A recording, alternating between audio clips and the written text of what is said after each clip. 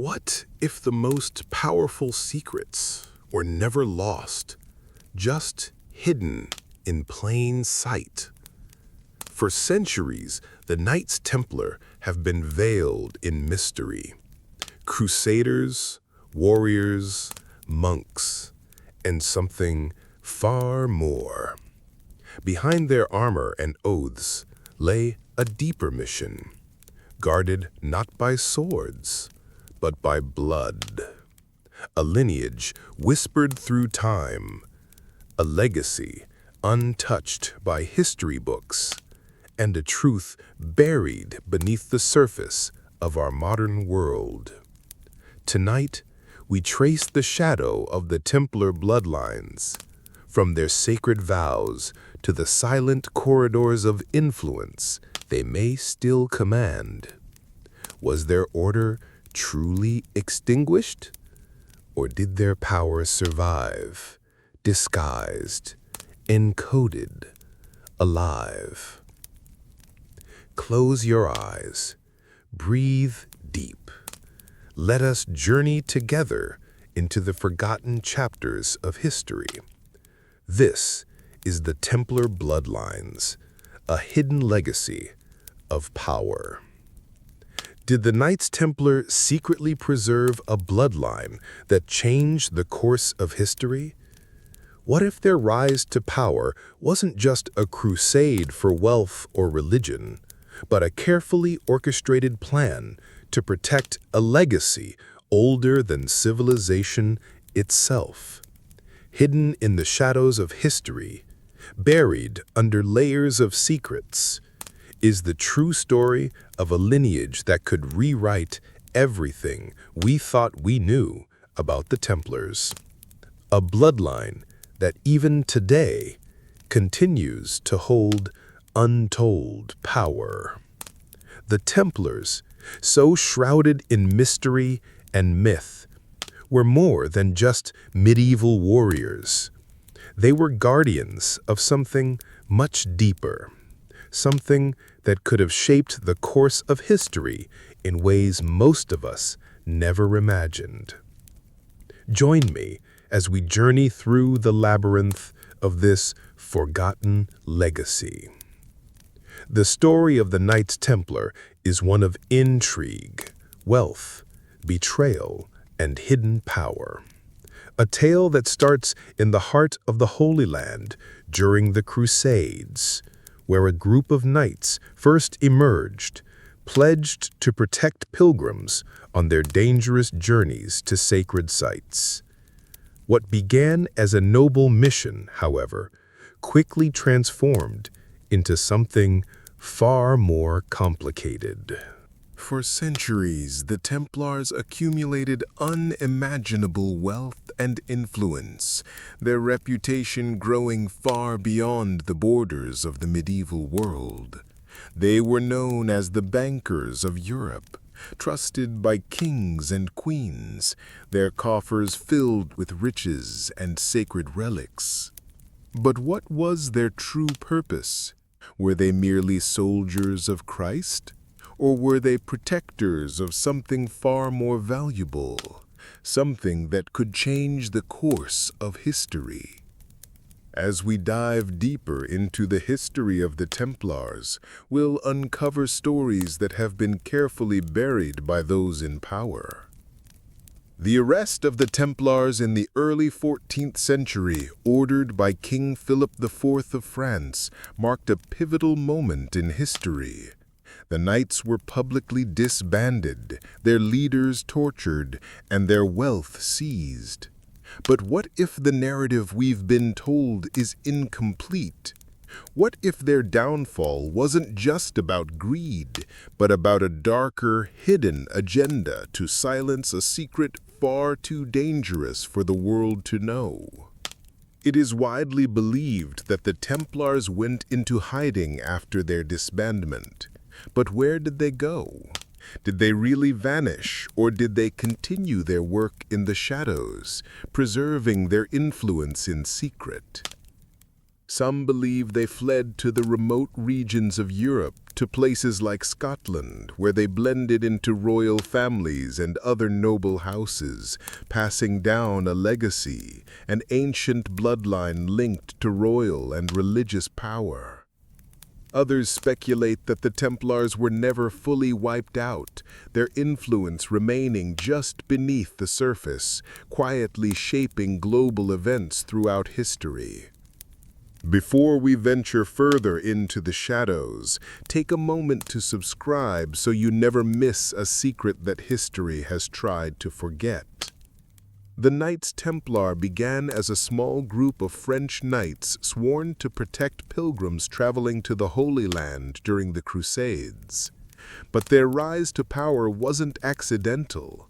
From the very beginning, something about them seemed different. Their rapid ascent, their mysterious operations, and their overwhelming influence have sparked questions for centuries. Was their purpose truly just about chivalry and piety, or was there a deeper, more calculated plan driving their every move? It's no secret that the Templars were skilled warriors with a reputation that spread like wildfire across Europe. They fought fiercely in the Holy Land, gaining honor and renown for their prowess. But the story doesn't end there. While the knights were engaging in battles and sieging cities, they were also building something far more significant, an financial empire. By the early 12th century, the Templars were operating a network of banking institutions that spanned the length and breadth of Europe. They began to offer services that no one else could, creating a system that allowed nobles to deposit their wealth, secure loans, and even make international transactions, all with the backing of the Templar Order. Their banking operations were not just about money. They allowed the Templars to become the go-to trusted financiers for monarchs and popes. The Order had a unique relationship with the Vatican, enjoying privileges that no other organization had. Some believe that this bond with the Church was not only a matter of religious devotion, but one of mutual benefit, a partnership forged in secrecy with shared interests in wealth, power, and control. But did the Templars really follow the religious doctrines they pledged allegiance to?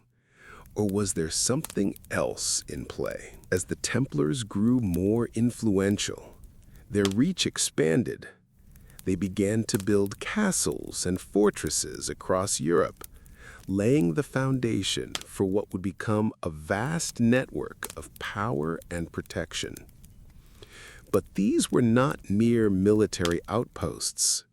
They were symbols of a quiet dominance, a strategic positioning to control key trade routes, religious sites, and regions rich in resources. Their connections with royalty became even more significant as monarchs found themselves deeply entangled with the Order's wealth and influence. But here's the catch. There are whispers that the Templars weren't simply opportunistic in their rise to power. Some believe that their rapid success wasn't just a result of military victories or clever financial strategies. Instead, it suggests a deeper, more ancient agenda. Could the Templars have been part of something larger? A secretive network with roots that stretched far back in time. A network that had always been in place to guide and control the course of history, hidden beneath the veil of religion and warfare. For centuries, scholars have debated the origins of the Templars. Many theories have been put forward, but none seem to fully answer the question: how did a small band of knights become so powerful in such a short amount of time? One possible answer lies in the idea that the Templars had access to knowledge. Knowledge that was hidden from the public, guarded by those in power, and that may have been passed down through secret bloodlines. This knowledge, whether it was religious, political, or even esoteric, could have given the Templars the edge they needed to build their empire and ensure their place in history. The Templars' wealth was not just about treasure, it was also about knowledge. As the order grew, they began to amass sacred relics, manuscripts, and artifacts that were said to hold incredible power. Some believed that among these items were ancient secrets tied to the bloodlines of royalty and divine right, secrets that had been passed down from ancient civilizations. These items were not just symbols of religious devotion. They were pieces of a much larger puzzle, a puzzle that the Templars were determined to solve. One particularly intriguing theory suggests that the Templars were not simply soldiers of Christ, but that they were also protectors of something far older, a bloodline with connections to the ancient kings of Israel.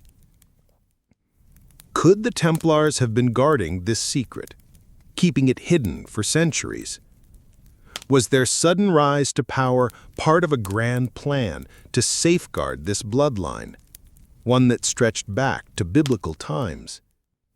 In fact, some researchers have pointed to the Templars' sudden access to vast amounts of wealth and power as evidence of a hidden agenda. The order's founding was closely linked to the First Crusade, a religious war that sought to reclaim Jerusalem from Muslim rule. But what if the crusade wasn't just about reclaiming the Holy Land? What if it was about something much more personal? Something hidden deep within the ancient city itself. As we continue to peel back the layers of this mystery, one thing becomes clear. The Templars were more than just a military order. Their influence wasn't limited to their battles in the Holy Land or their banking operations in Europe. They were at their core guardians of a secret that transcended the ages. Whether it was the bloodline they protected, the knowledge they guarded, or the influence they wielded, the Templars were always one step ahead of the world around them. But the more we learn, the more questions emerge. What was the secret? Who else knew about it? And why, after centuries of power, did the Templars suddenly face such an unrelenting persecution? The answers to these questions may lie within the very bloodlines they sought to protect. The Knights Templar are often associated with the wealth and power they amassed over the centuries. But what if their financial success was not simply a byproduct of their operations, but a deliberate part of their mission? Their wealth wasn't just for earthly luxuries or to fund military campaigns. It was tied to something much deeper, something hidden within the treasure they guarded, the relics they protected, and perhaps even the bloodline they sought to preserve. The Templars' wealth was staggering. By the 13th century, the order was one of the richest institutions in Europe, owning vast lands, castles, and holdings across the continent. Their banking operations were among the first of their kind, laying the groundwork for modern banking systems.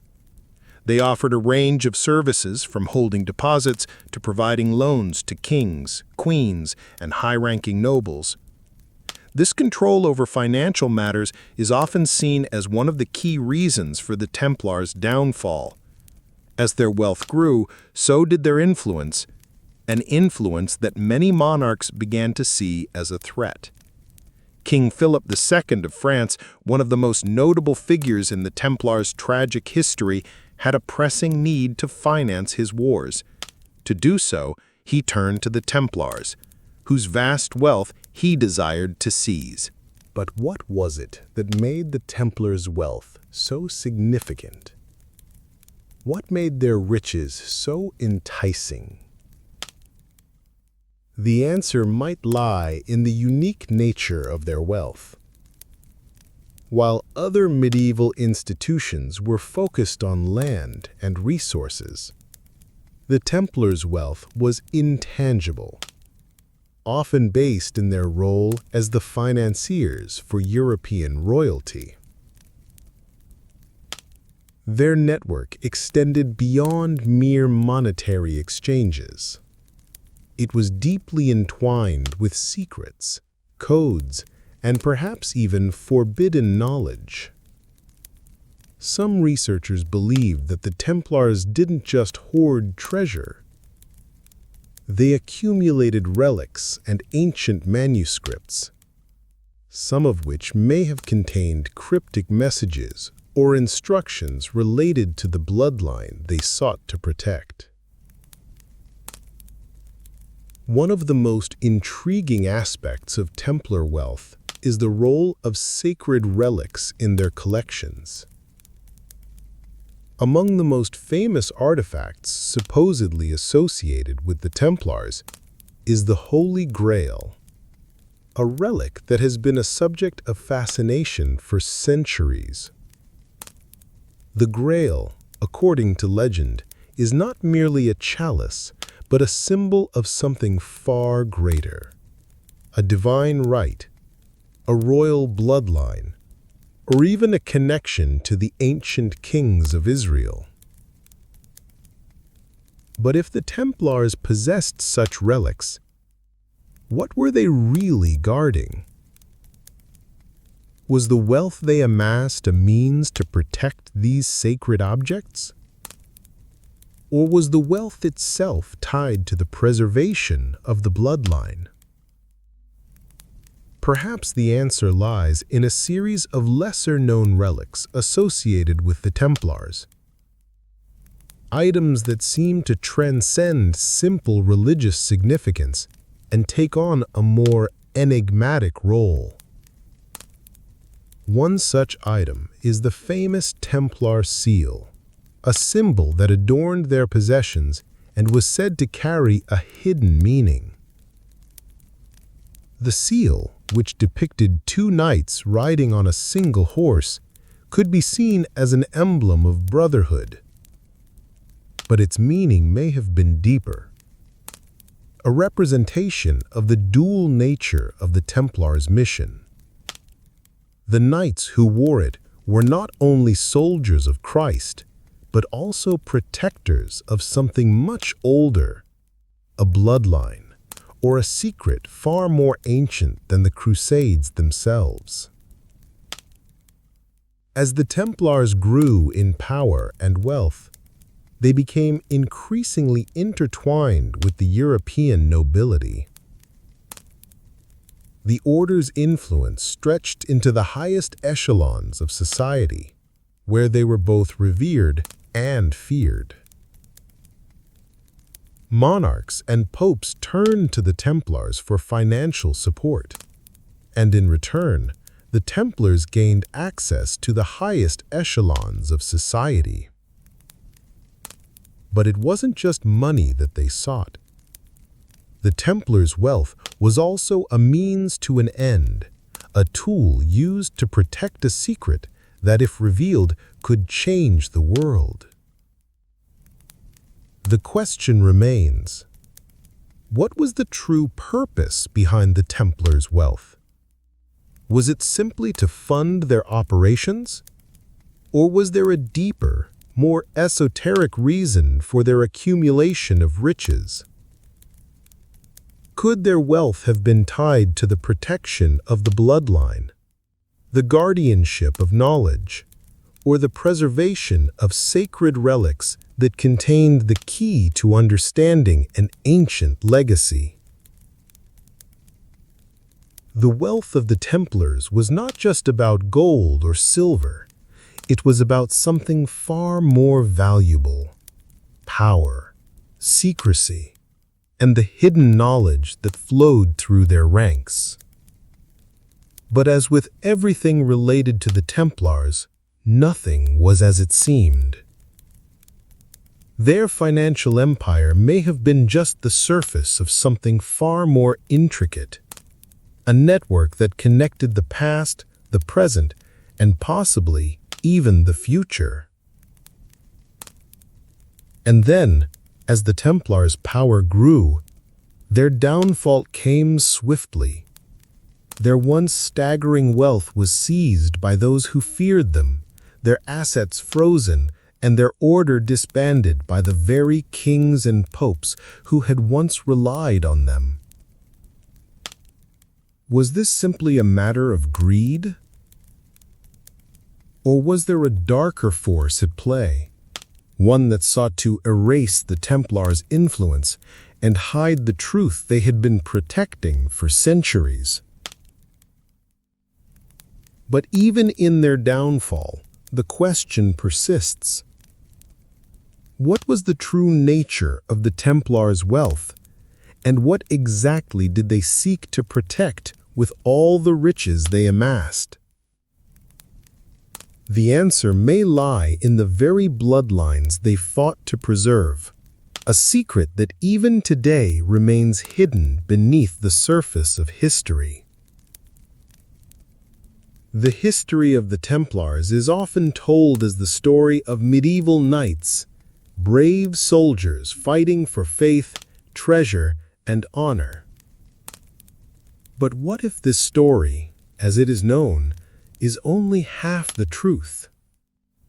What if their origins go far deeper, tracing a line back to an ancient and divine bloodline that predated even the rise of Christianity? Could the Templars have been more than mere warriors? Could they have been guardians of something far older, something so sacred it needed to be hidden from the world? To understand the possible origins of the Templar bloodline, we must first look beyond the Crusades and into the mysteries of the ancient world. Legends speak of a sacred family, one with ties to kings and gods, who were believed to possess knowledge and power that could change the fate of mankind. These figures, often linked to the ancient Hebrews, were said to have held a divine right that granted them rule over all nations. They were, according to some, descendants of the gods themselves, an ancient royal family whose blood was believed to be blessed by the heavens. This concept of the divinely ordained bloodline is not unique to the Templars, but the Knights' relationship to such a lineage is where things begin to get interesting. The idea that the Templars might have been connected to a hidden royal bloodline ties directly into one of the most fascinating and controversial aspects of their history, their involvement with the Holy Grail. Throughout history, the Holy Grail has been depicted as a relic of immeasurable power, an object capable of granting divine wisdom or eternal life. But what if the Grail was more than just a cup? What if it was a symbol of a sacred bloodline, a physical manifestation of the power and purity of the divine family? According to some theories, the Templars were not just searching for the Grail. They were trying to protect it because it contained the key to unlocking the bloodline's true power. This brings us to a much older theory, that the Templars' origins could be traced back to the Merovingians, an ancient dynasty believed to be the first kings of France. According to some sources, the Merovingians were no ordinary royalty.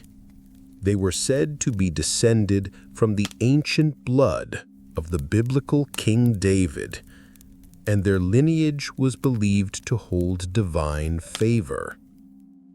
This connection, if true, would make the Merovingians and by extension the Templars, part of a much grander plan to protect and perpetuate the bloodline of the gods.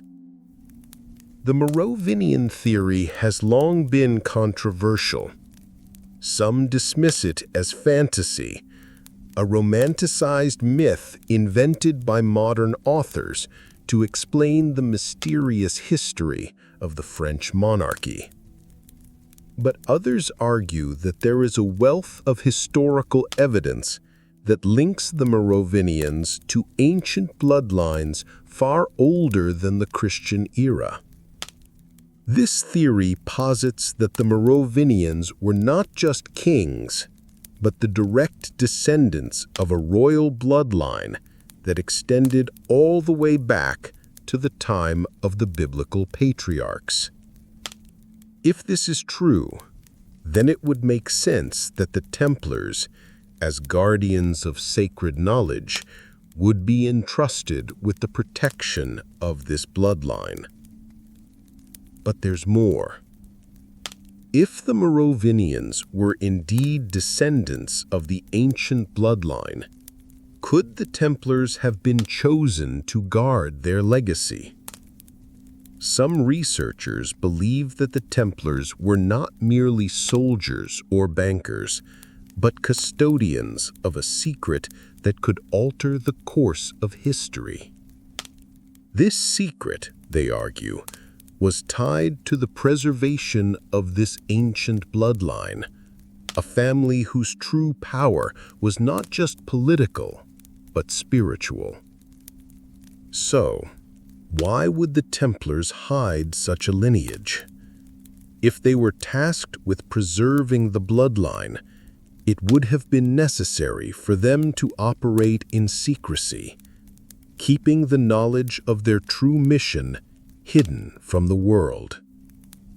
This would explain the Templars' cryptic symbols, their secretive rituals, and the treasure they hoarded. Their vast wealth and influence were not merely about material gain. They were part of a much larger strategy to protect the bloodline and its sacred legacy. One of the most intriguing aspects of the Templar legacy is the idea that they were part of a larger secret network that had been operating for centuries to preserve and protect this divine bloodline. In this view, the Templars were not isolated warriors fighting in the Crusades, but part of an ancient global order whose sole purpose was to protect the lineage of the gods. From the ancient Egyptians to the Romans to the early Christians, there were always those who knew of the bloodline's importance. The Templars were merely the latest guardians in a long line of protectors. It's clear that the Templars' role in history is much more complex than we've been led to believe. Their rise to power, their sudden wealth, and their eventual downfall all point to a deeper mystery, one that may never be fully understood. What were they really protecting? Was it just treasure, or was there something more? Could the Templars have been guardians of a bloodline that spanned millennia? A family whose descendants could hold the key to understanding the true nature of power.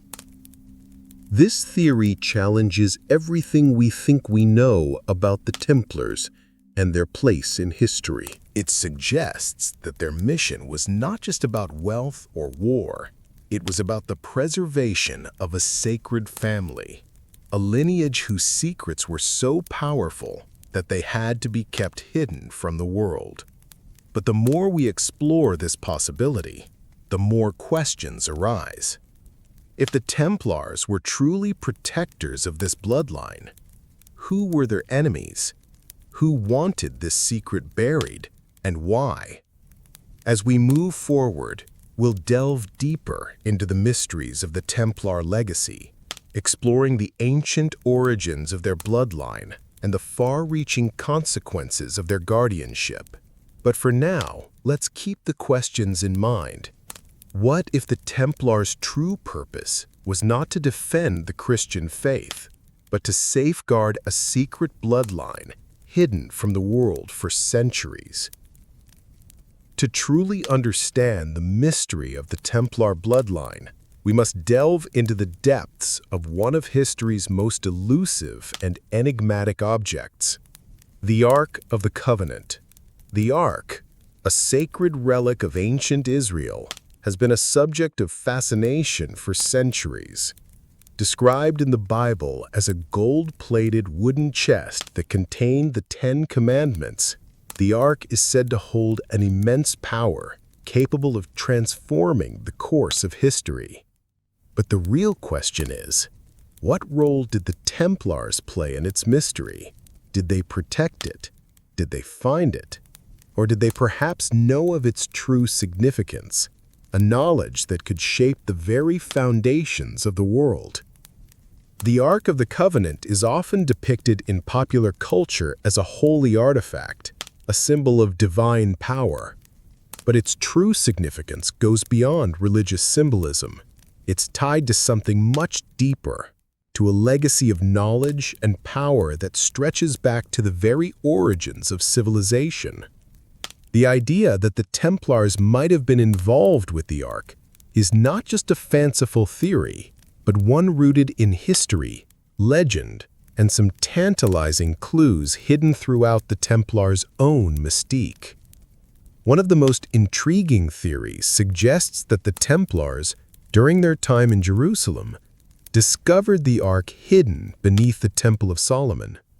The Temple of Solomon, built thousands of years ago as a central place of worship, was believed to house the Ark of the Covenant for centuries. According to some accounts, the Ark was hidden away long before the Babylonian destruction of Jerusalem, leaving no trace of its existence behind. But what if the Ark didn't disappear at all? What if it was simply moved, hidden by those who knew of its power and significance? The Templars, known for their deep connection to the Holy Land, were granted control over the Temple Mount in Jerusalem. This ancient site, revered by Jews, Christians, and Muslims alike, was where Solomon's temple had once stood. As the Templars set up their headquarters on the Temple Mount, many historians believe they may have had access to hidden chambers beneath the surface, chambers that could have contained the lost Ark. There are records that suggest the Templars conducted excavations in the area, but the results of those efforts have never been fully revealed. This leads us to one of the most captivating theories of all, that the Templars didn't just guard the Ark, but rather that they found it. This would explain their sudden rise to power. What other explanation could there be for such a rapid expansion of influence, wealth, and knowledge? If the Templars had uncovered the Ark, they would have held one of the most potent and dangerous secrets of all time. The Ark's power wasn't merely religious. It was said to bestow authority, divine right, and the ability to wield influence over nations. Whoever controlled the Ark controlled the very fate of the world. But if the Templars did indeed find the Ark, what happened to it? Some believe that the Templars took the Ark back to Europe, hiding it in one of their many castles or fortresses, where it remained safely out of reach. Others suggest that the Ark was hidden in a secret location, perhaps in the underground vaults beneath the Templars' headquarters. The legends of the Ark's journey through Europe are many, but no one truly knows where it ended up, or if it even exists in its original form. There is also the possibility that the Ark itself was not a single object, but a symbol of something more, an ancient knowledge tied to the sacred bloodline the Templars sought to protect. If this theory is correct, then the Ark might represent more than just a physical artifact. It could symbolize the divine right of kings, the secret power of the bloodline, or even the ancient wisdom that could unlock the mysteries of the universe. The connection between the Templars and the Ark is not just based on the tantalizing clues left behind in history, but also on the esoteric teachings of the Templars themselves. Many scholars believe that the Templars were not merely knights defending holy sites, but initiates in a secret tradition that went far beyond the confines of Christianity. This tradition, passed down through the ages, was said to contain hidden knowledge about the true nature of the universe, the divine, and the power of the bloodline. The Ark, in this view, was not merely a religious object, but a key to unlocking this ancient wisdom. One of the most compelling pieces of evidence linking the Templars to the Ark comes from their own symbols and rituals. The Templar cross, for example, is not just a simple Christian symbol. It is thought by some to represent the secret knowledge and power that the Ark held. The Templars' rituals, too, are filled with references to hidden wisdom and divine authority. These symbols, passed down from generation to generation, suggest that the Templars were more than just soldiers of the Church. They were keepers of an ancient secret tradition that stretched back to the very dawn of civilization.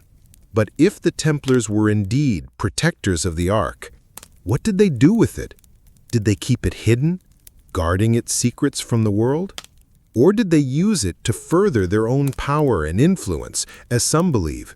What role did the Ark play in their rise and eventual fall from grace? These are questions that have puzzled historians for centuries, and the answers may lie buried beneath layers of history, locked away in the vaults of time. As we continue to explore the Templars' legacy, we'll delve deeper into their connection to the Ark and other sacred relics. Whether the Ark is a tangible object or a metaphor for something deeper, one thing is certain: the Templars' association with it has left an indelible mark on history. And as we uncover more about their secretive past, we may discover that the true power of the Templars was not in their wealth or military might, but in the hidden knowledge they protected, knowledge that could change the world as we know it. The Templars, long shrouded in mystery, are most often remembered for their military prowess and vast wealth.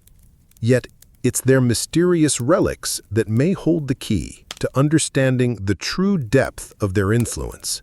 Throughout their rise to power, the Templars amassed a collection of sacred and enigmatic artifacts, some of which continue to puzzle historians, archaeologists, and enthusiasts alike. These relics were more than just religious symbols. They were tools of power, guardians of knowledge, and potentially the very foundation of the Templars' secret mission to protect a bloodline that could change the course of history. One of the most famous Templar relics is the famed Baphomet statue, which was reportedly discovered during the trials of the Templars in the early 13th century. This idol, often associated with dark rituals, was said to have been an object of veneration among the Templar knights. But what did it really represent? While some claim that the statue symbolized heretical practices or pagan worship, others suggest that it was a symbol of a much older, more hidden tradition, one tied to ancient knowledge and divine power. The ambiguity surrounding the Baphomet statue reflects the larger mystery of the Templars' relics. Were they simply religious artifacts? Or were they keys to unlocking a greater truth, one that was deliberately kept out of sight? The significance of these relics, including the Baphomet statue, is often dismissed as mere superstition. However, there are those who argue that the Templars' relics were connected to something far more profound. Many believe that the relics they gathered were not just religious symbols or items of worship. They were pieces of a puzzle, A puzzle that, once solved, would reveal the true nature of the Templar mission. According to some theories, these relics were guardians of secret knowledge, offering glimpses into an ancient tradition that tied the Templars to a much older, more sacred lineage. Another key artifact in the Templar legacy is the famous Shroud of Turin. While it has been a subject of fascination for centuries, its connection to the Templars is rarely explored. The shroud, said to be the burial cloth of Jesus Christ, has long been associated with religious devotion, but could it also be a relic tied to the Templar bloodline? Some researchers believe that the shroud's origins may be linked to the Templars' time in the Holy Land. During their occupation of Jerusalem, the Templars were said to have discovered and guarded many relics, including those tied to the life of Christ. If the Templars did indeed bring the shroud back to Europe, its significance would go far beyond its religious importance. It could serve as a physical connection to the divine bloodline they were sworn to protect. This raises an important question. What did the Templars know about the bloodline they were guarding? The relics they hoarded, including the Baphomet statue, the Shroud of Turin, and countless others, could hold the key to understanding the true nature of this bloodline. Were these relics merely symbols of their faith, or were they hidden markers, each one a clue leading to something far more powerful and dangerous? The fact that the Templars sought to protect such artifacts suggests that they knew something the rest of the world did not. Something about a bloodline that stretched back to ancient times, a bloodline that could hold the key to understanding the nature of divine authority. The Templars' collection of sacred relics extended beyond just Christian artifacts. According to some theories, they may have also been in possession of objects from other ancient cultures, items that were believed to possess great power. One of the most compelling of these is the idea that the Templars may have held relics connected to the lost city of Atlantis. While the existence of Atlantis is still debated, there are those who believe that the Templars, with their extensive network of contacts and their access to ancient knowledge, may have stumbled upon relics that predated even the Bible. These relics, tied to a forgotten civilization, could hold answers to questions about the origins of the Templar bloodline and perhaps even the origins of humanity itself. What makes the Templars' collection of relics so intriguing is the fact that many of these objects are not just religious but esoteric in nature. They are symbols of a hidden knowledge, a wisdom that was passed down through the ages, guarded by those who understood its power. The Templars, with their secretive rituals and their hidden agenda, were the perfect custodians of this knowledge.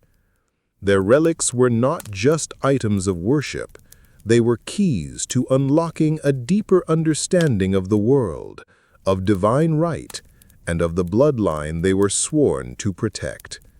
But the more we learn about the Templars' relics, the more questions arise.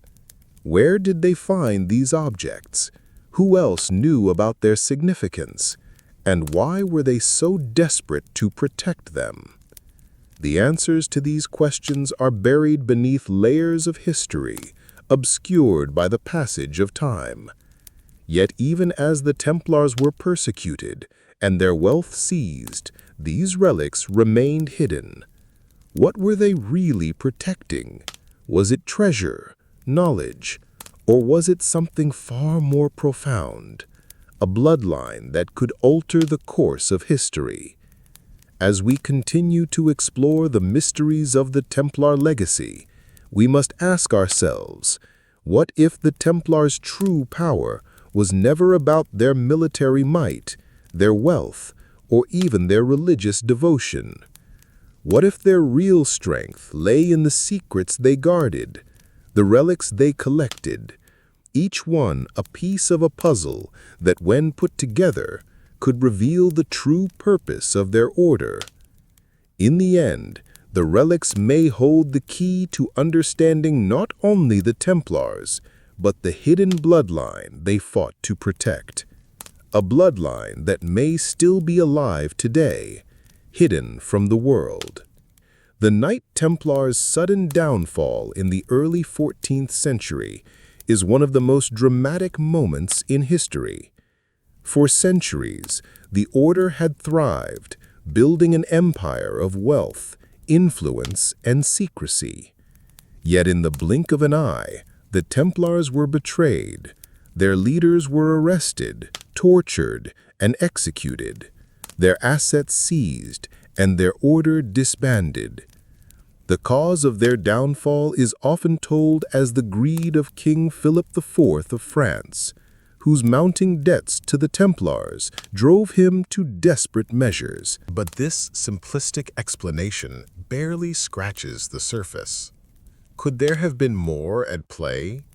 Was there a grander, more calculated plan to destroy the Templars, to erase them from history? At the heart of the Templar betrayal lies King Philip IV, who was deeply indebted to the order. The Templars had loaned him large sums of money for his war efforts and lavish lifestyle. But in the early 1300s, Philip's debts reached a breaking point. The Templars were no longer simply a bank for the monarchy. They were a political force, one that had the potential to challenge the king's authority. Philip, fearing that the Templars' wealth and influence could shift the balance of power in France, took drastic action. On the morning of October 13th in 1307, he ordered the mass arrest of all Templar knights in France, accusing them of heresy, sodomy, and other vile crimes. Their leaders were tortured into confessing to charges of blasphemy and Satanism.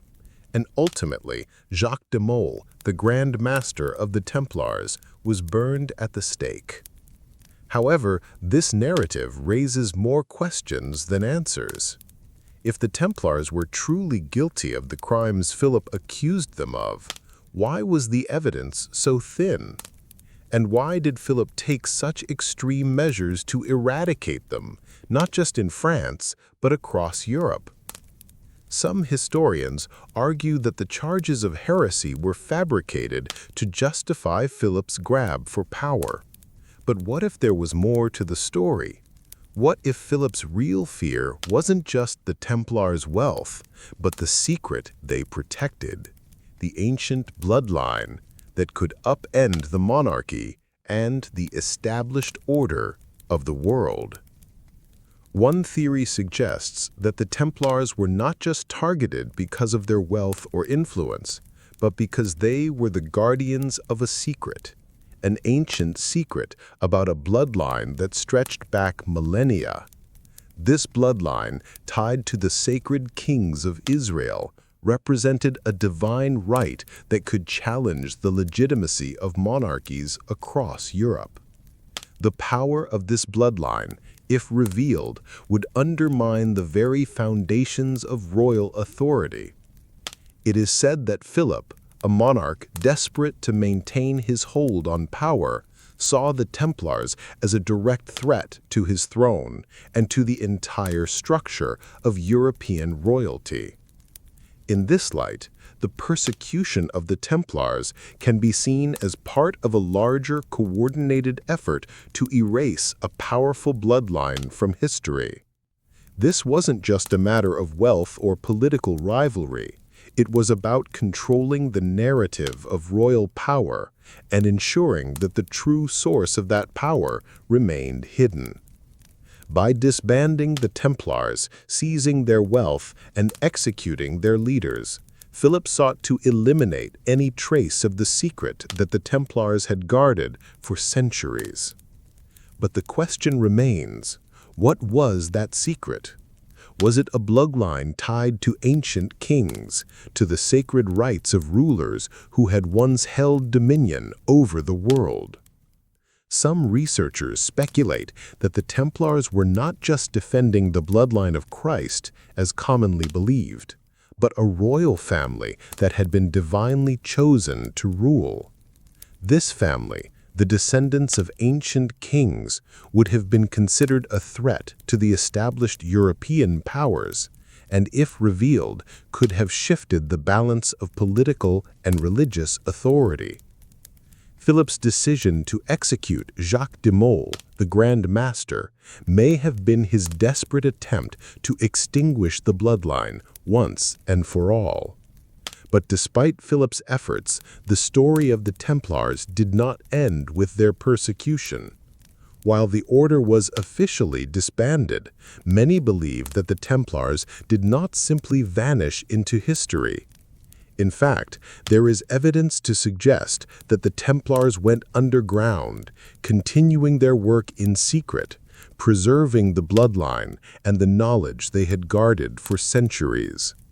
The remnants of the Templar order are said to have formed the basis for later secret societies, including the Freemasons, who would go on to play a significant role in shaping the political landscape of Europe and beyond. In the centuries following their downfall, the Templars became the subject of numerous legends and conspiracies. Some claim that they secretly fled to the Americas, taking their treasures and the secrets they protected across the ocean. Others believe that they infiltrated the courts of Europe's ruling families, subtly influencing political events and protecting the bloodline in secrecy. Whether or not these claims are true, they highlight the lasting impact the Templars had on history. Despite being officially destroyed, the Order's influence continued to echo through the ages. The real question, however, is why the Templars were so determined to protect the bloodline. What was it about this lineage that was so crucial to their mission? Could it have been a symbol of divine authority? A family whose descendants held the key to a deeper understanding of the universe? Or was it simply a matter of political power, with the Templars acting as the guardians of a royal family that was believed to be divinely chosen to rule? As we dig deeper into the story of the Templars, one thing becomes clear. Their downfall was not just the result of political maneuvering or financial greed.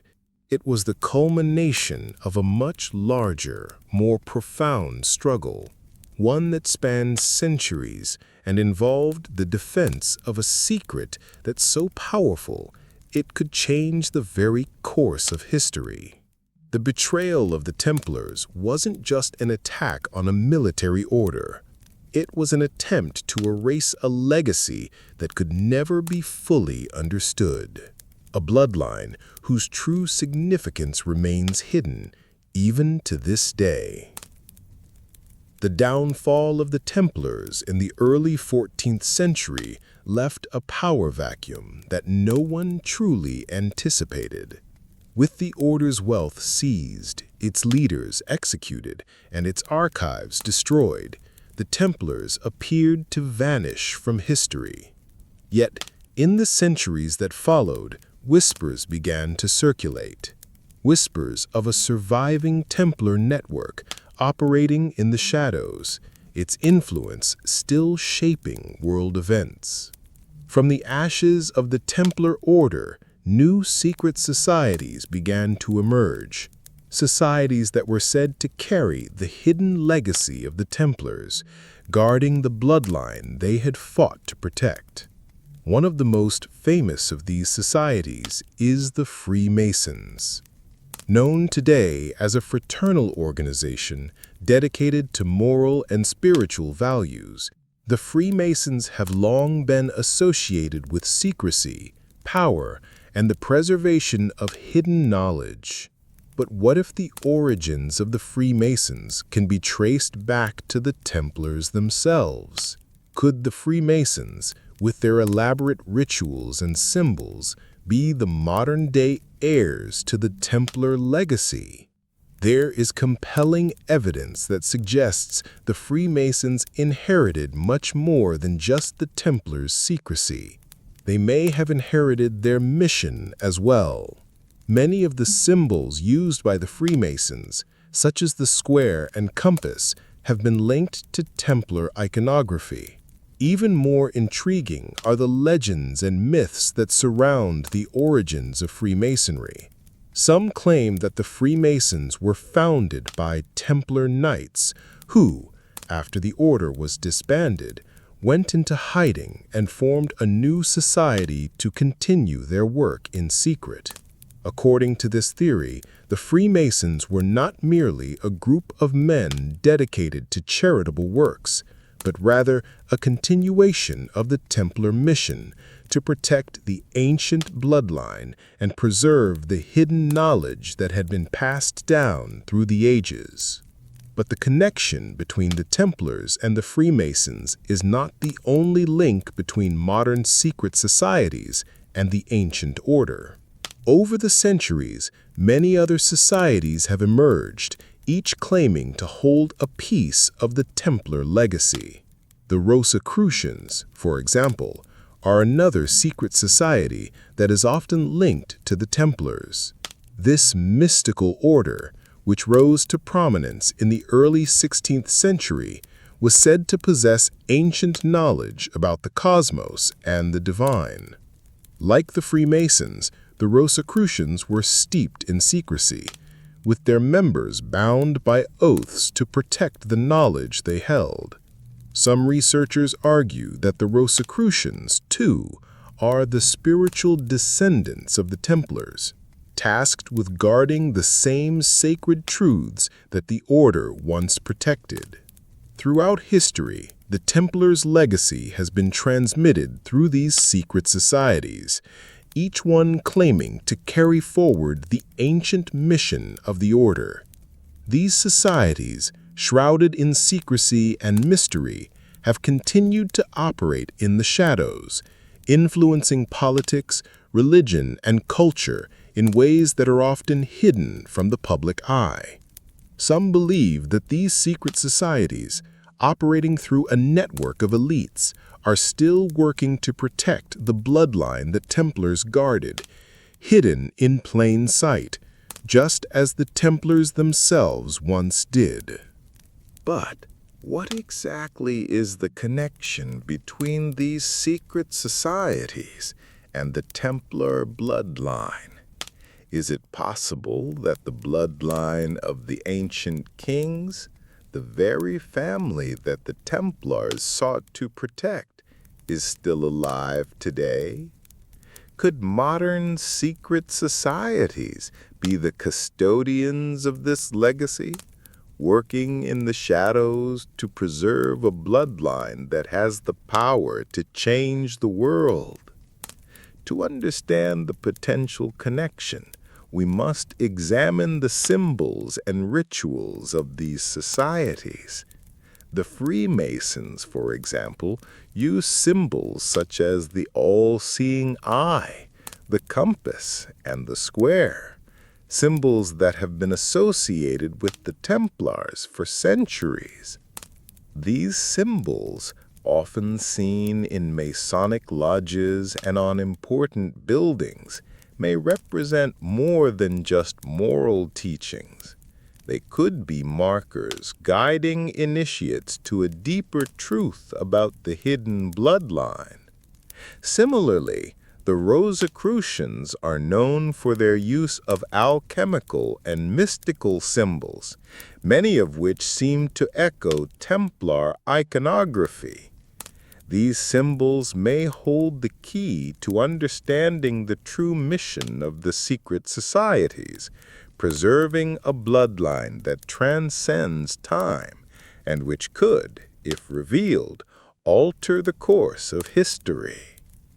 There are also those who believe that the true mission of these secret societies goes beyond the mere preservation of the bloodline. Some argue that these societies are working to uncover the hidden knowledge that the Templars protected, the ancient wisdom that has been lost to the ages. This knowledge, whether it pertains to divine right, the nature of power, or the secrets of the universe, could hold the key to unlocking humanity's potential. In this view, the Templars' true purpose was not just to guard a bloodline, but to protect the wisdom that could lead to a greater understanding of the world and our place within it. But why, after all these centuries, is this knowledge still hidden? Why are modern secret societies still working in the shadows, preserving their secrets and keeping the world in the dark? Could it be that the power contained within the Templar bloodline, or the knowledge they guarded, is simply too dangerous to be revealed? Or is it possible that the descendants of the Templars, now scattered across the world, are still quietly exerting influence, shaping events behind the scenes in order to protect the legacy of their ancient ancestors? The birth of modern secret societies, then, may not just be about preserving tradition or protecting ancient knowledge. It may be about continuing the work of the Templars themselves, preserving a bloodline and a legacy that stretches back to the very foundations of civilization. Whether or not we ever fully uncover the truth about the Templars and their hidden legacy, one thing is certain: their influence continues to echo through history, shaping the world in ways that remained largely unseen. As the Knight Templar faced their dramatic fall in the early 13th century, their secrets were not completely erased. While their visible presence disappeared, it is widely believed that their influence continued in the shadows, quietly weaving through the tapestry of European history. From the grand castles of France to the distant shores of Scotland, the Templars left behind a trail of whispers, clues, and hidden networks. Were they truly defeated, or did they simply adapt, fleeing to remote parts of Europe to continue their work in secret? Scotland plays a pivotal role in these theories. After the disbandment of the Templars, many knights were believed to have escaped to the country, where they found refuge in the northern reaches of Britain.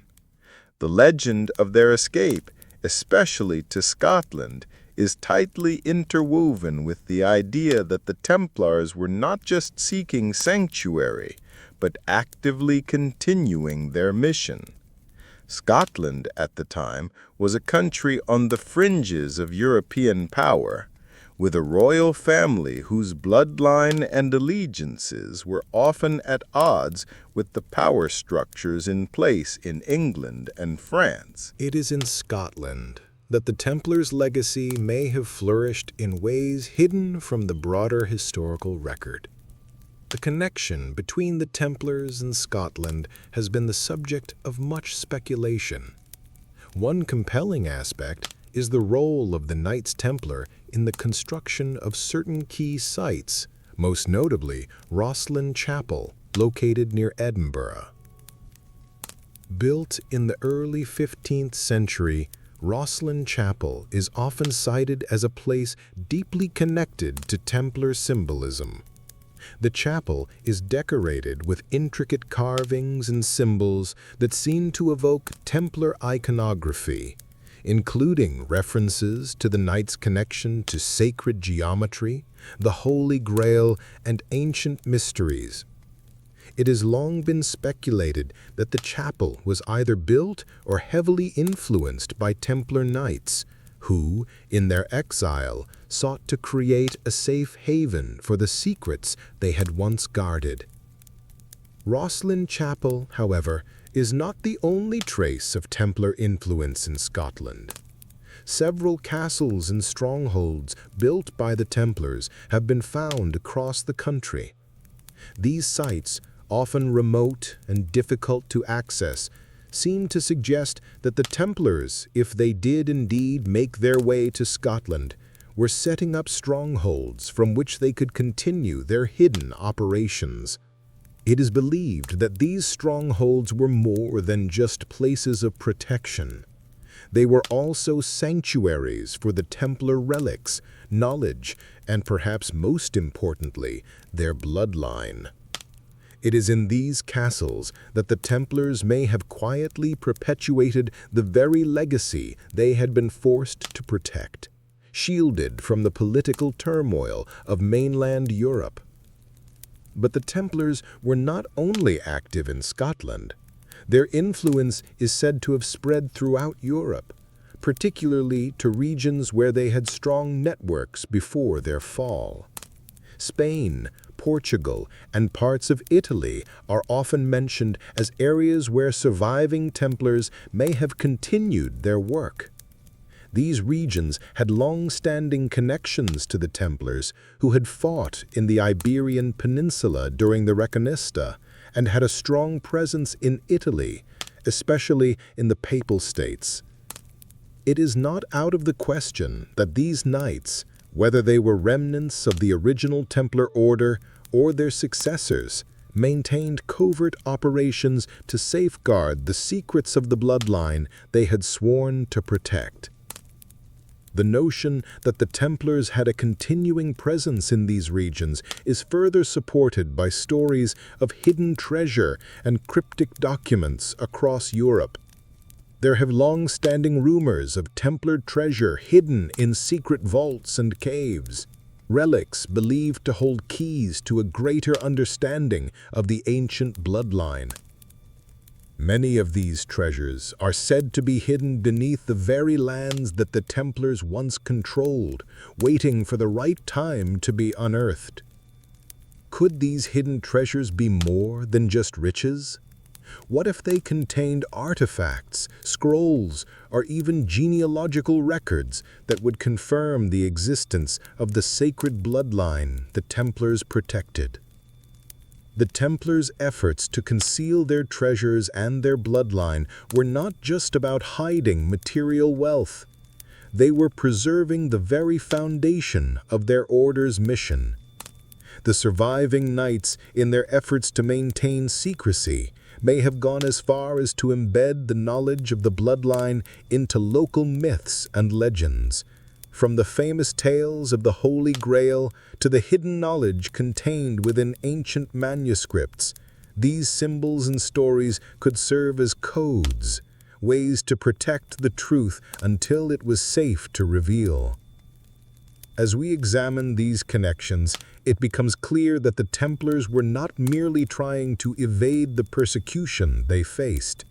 They were laying the groundwork for a future revelation. It is likely that they saw themselves not merely as victims of betrayal, but as part of a larger plan.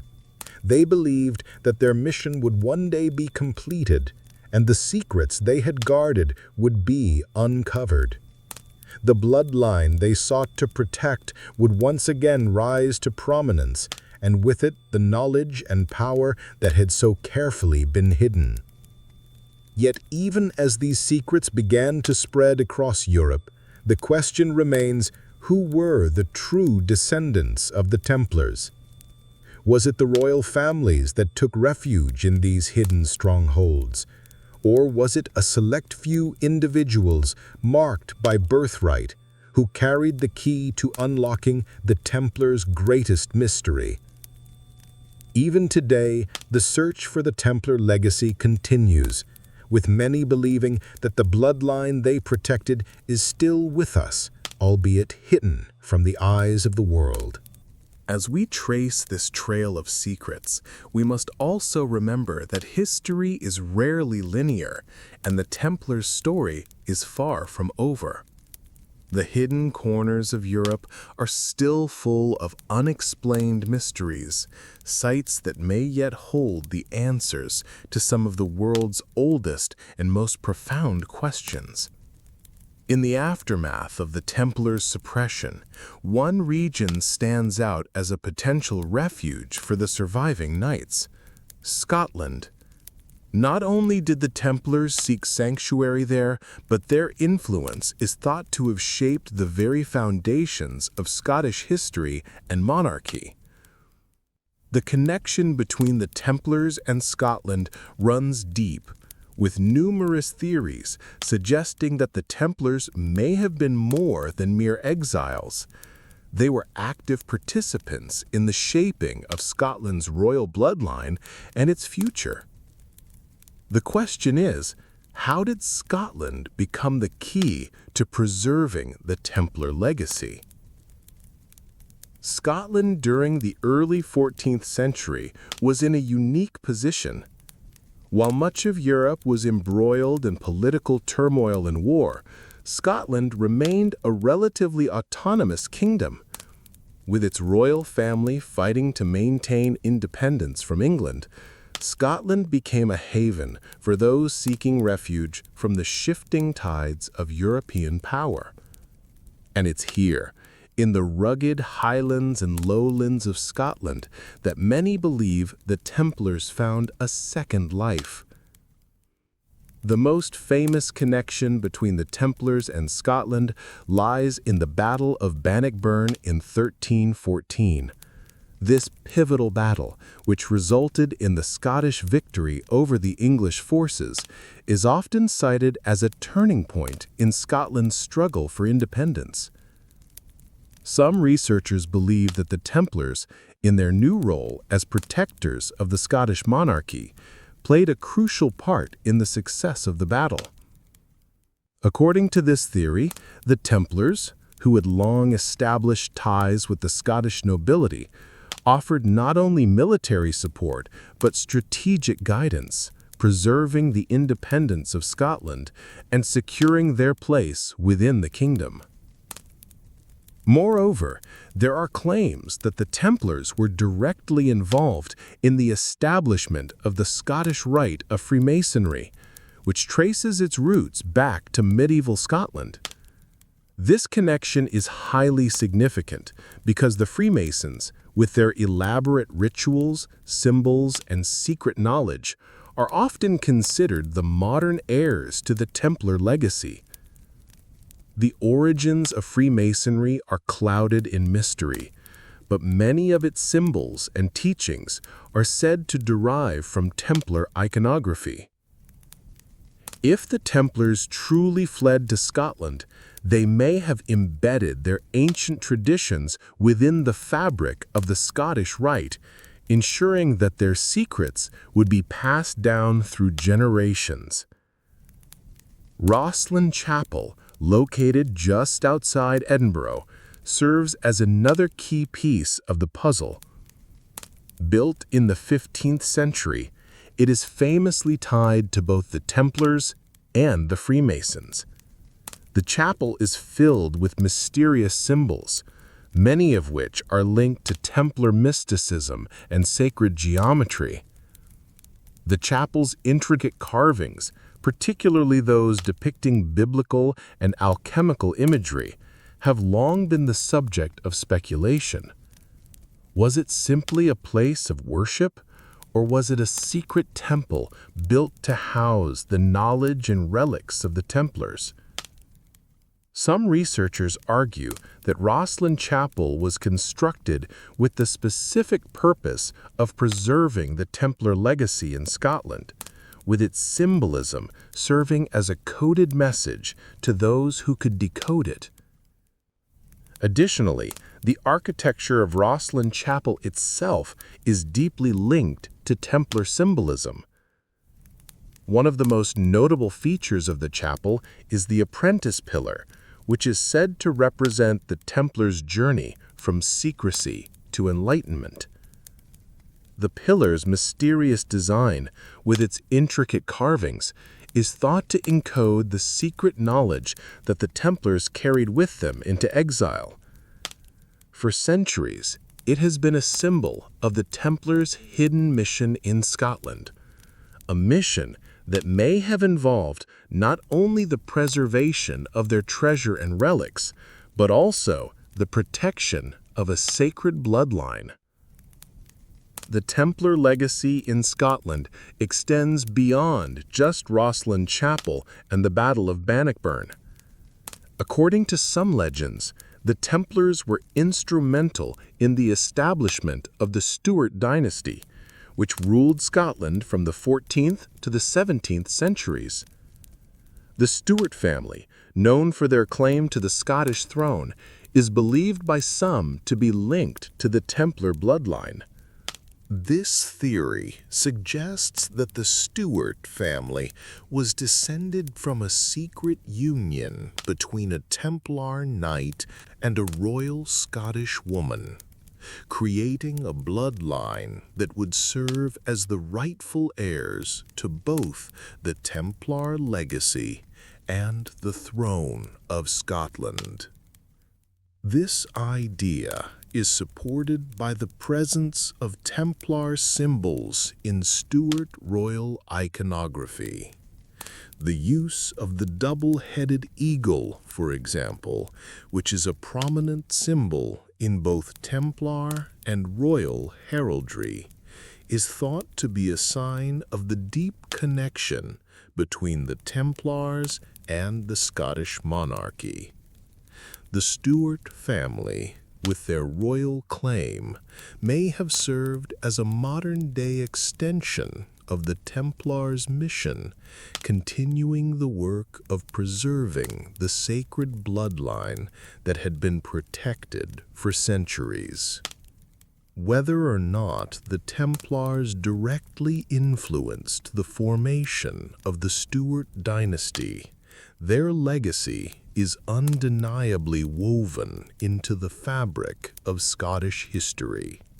The Templars' deep connection to Scotland, from their involvement in key battles to their establishment of secret societies, left an indelible mark on the country's culture and politics.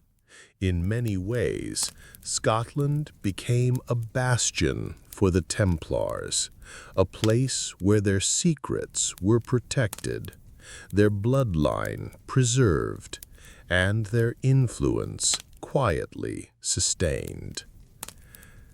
The Templars' influence on Scotland did not end with the fall of their order. Instead, it may have only begun.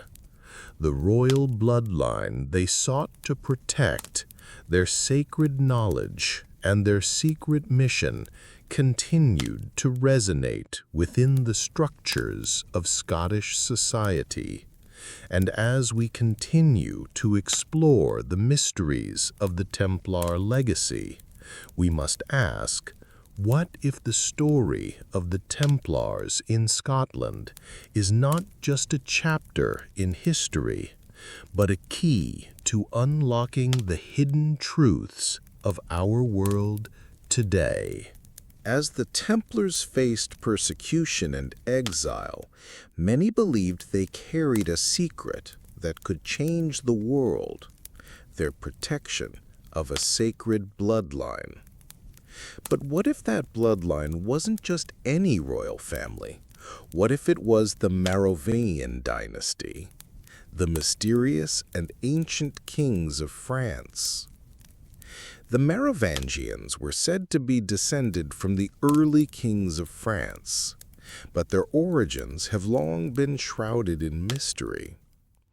Some scholars believe that this royal line was far more significant than its historical role, perhaps even linked to the bloodline the Templars were sworn to protect. Could the Merovingians be the true heirs to the legacy of the ancient kings of Israel? And could the Templars have been their guardians, protecting a royal family with divine rights to rule? The Merovingian dynasty is one of history's most enigmatic royal families. It is often said that the Merovingians ruled France from the 5th to the 8th century, but their origins are unclear, and their sudden disappearance has been the subject of intense speculation. Some historians argue that their bloodline was ancient, stretching back to the time of the early Christian kings. Others believe that the Merovingians may have been descended from the kings of Israel, the ancient biblical monarchy that was said to be blessed by God. This theory suggests that the Merovingians were not just royal leaders, but the keepers of a divine bloodline, one that had been passed down through the ages, hidden from public view, and protected by secret societies like the Templars. The connection between the Templars and the Merovingians is not just a matter of blood, but also of ideology. The Templars, as we know, were a religious order, and they were deeply concerned with the protection of sacred knowledge. Some researchers believe that the Templars' primary mission was not just to guard religious artifacts, but to protect the bloodline that had been divinely ordained to rule. According to this theory, the Templars were not simply soldiers of Christ, but defenders of a royal family with a special connection to God. The Merovingians, if they were indeed descended from the kings of Israel, would have been the natural heirs to this divine right. And the Templars, with their vast resources and global network, were uniquely positioned to safeguard this sacred bloodline. But how does this connect to the Merovingians themselves? The most intriguing part of this theory is the claim that the Merovingians were not merely a royal family, but a secret dynasty, one whose true identity was hidden for centuries. The Merovingians were often depicted as mysterious rulers with an air of divine right and supernatural power. Some believe that their royal bloodline carried with it a special knowledge, one that linked them to the ancient kings of Israel, and that this knowledge was passed down through generations. In this view, the Templars were not simply the protectors of the bloodline. They were the custodians of this ancient wisdom, guarding the secrets of a divine lineage that could alter the course of history. There are even claims that the Merovingians continued to rule in secret long after their public reign ended. According to these theories, the Merovingian bloodline was hidden, but it did not disappear. Instead, it is said that descendants of the Merovingians have continued to influence the course of history, operating behind the scenes and quietly shaping the political and religious landscape of Europe. This hidden dynasty is thought to have connections to some of Europe's most powerful families, including those of the royal houses of France, Spain, and England. Could the Templars have been the protectors of this secret lineage, ensuring that the Merovingians would one day rise to power again? One of the most famous proponents of the Merovingian theory is the book The Holy Blood and the Holy Grail, which posits that the Merovingians were the direct descendants of Jesus Christ and Mary Magdalene. According to this controversial theory, the Templars were guarding not only the sacred bloodline of Christ, but the physical descendants of that bloodline, the Merovingians. This theory suggests that the Templars were the keepers of an ancient secret, that Jesus and Mary Magdalene were married and their descendants were alive and hidden in the Merovingian family. The Templars' mission, then, was not just to protect religious relics or artifacts, but to safeguard the descendants of Christ himself. While this theory has been heavily criticized by historians, it has also captured the imagination of countless readers and researchers. The idea that the Templars were not just soldiers for Christ, but protectors of a sacred bloodline has become one of the most enduring and controversial aspects of their legacy. Could the Merovingians, with their mysterious origins and divine claim to power, be the key to understanding the true purpose of the Templar Order? And if so, what does that mean for our understanding of history? Regardless of the controversy surrounding the Merovingian theory, one thing is certain. The Templars' relationship with the royal bloodlines of Europe is far more complex than we've been led to believe. Whether they were protecting the Merovingians or another royal family, the Templars were undoubtedly involved in guarding something of immense value, something that transcended wealth, power, and religion. Their mission was to protect a lineage with a divine connection to the past, a bloodline that could change the course of history if revealed. In the end, the question remains, who were the true heirs to the Templar legacy? Were they the Merovingians, or was the bloodline even more elusive, hidden in plain sight throughout Europe's royal families? Whatever the answer, one thing is clear. The Templars' role in guarding this bloodline and the knowledge associated with it has left a lasting impact on history. And as we continue to explore their legacy, the Merovingians may hold the key to unlocking the most profound secret of all. The Templars' influence on European royalty is one of the most intriguing and mysterious aspects of their legacy. Though their military and financial dominance is well documented, their influence on the royal families of Europe remains shrouded in secrecy. The question that emerges is, what role did the Templars play in shaping the fate of European monarchies? And was their involvement with royalty simply a matter of wealth and military alliance, or was it part of a larger, more intricate plan to protect a hidden bloodline, one that could alter the power structures of Europe forever? To begin, we must understand the Templars' relationship with European royalty during their height in the 12th and 13th centuries. The order's wealth and power were unparalleled, and kings and queens across the continent turned to the Templars for financial assistance, military support, and more intriguingly, protection. The Templars' banking operations, which spanned from Jerusalem to Europe, made them indispensable to European royalty. Monarchs such as King Philip IV of France borrowed vast sums from the Templars, securing loans for wars and lavish royal endeavors. But what did the Templars gain in return? It is believed that the Templars were not merely passive actors in these relationships. They were highly strategic in their alliances, often aligning themselves with royal families that held significant power and influence.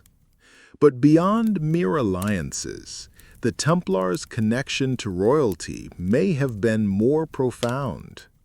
Some theories suggest that the Templars may have had deeper ties to royal bloodlines, using their influence to shape the fates of monarchies and influence royal succession. In this view, the Templars were not simply protecting treasures or guarding holy relics. They were safeguarding something far more valuable: the legacy of a sacred bloodline that could not be allowed to fall into the wrong hands.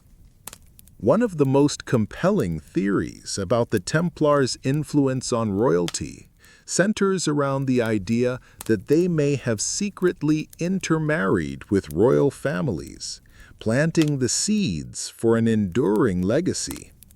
Royal marriages were often a matter of political necessity, alliances forged to solidify power. But what if these marriages were more than just political deals? What if, in some cases, the Templars ensured that their sacred bloodline, whether through direct descendants or symbolic connections, was woven into the very fabric of Europe's royal families? The connection between the Templars and the French monarchy is particularly noteworthy. King Philip IV of France, who famously orchestrated the downfall of the Templars, had a complicated relationship with the order. Though he relied on them for financial support, he also feared their growing influence. As the Templars amassed wealth and power, Philip saw them as a threat to his authority.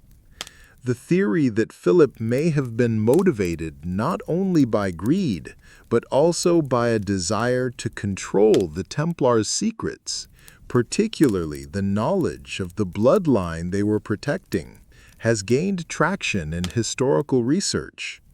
Some believe that Philip's aggressive actions to dismantle the Templars were driven by a need to eliminate a rival bloodline and secure the throne of France for his own family, potentially cutting off any royal claims that might threaten his power.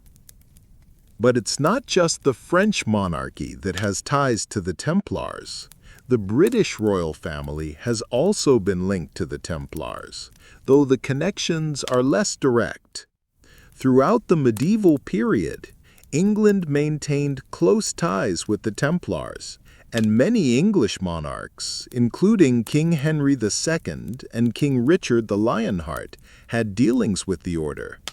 Some have speculated that the English royal family, like their French counterparts, may have benefited from the Templars' secret knowledge and wealth, using it to secure their position in the broader European power structure. The role of the Templars in shaping European royalty may not be limited to direct alliances and financial dealings. Some historians have proposed that the Templars also played a behind-the-scenes role in shaping the way monarchy itself was conceived in medieval Europe. In this view, the Templars were not merely serving the interests of royalty. They were helping to define the very nature of kingship. The idea of divine right, which became a dominant political theory in the medieval period, holds that monarchs derived their authority directly from God. It is possible that the Templars, as the guardians of the sacred bloodline, helped to establish the concept that certain royal families were divinely chosen to rule, creating a lasting political ideology that would influence European monarchies for centuries to come. This connection between the Templars and royal legitimacy becomes even more significant when we consider the bloodline that the Templars may have been safeguarding.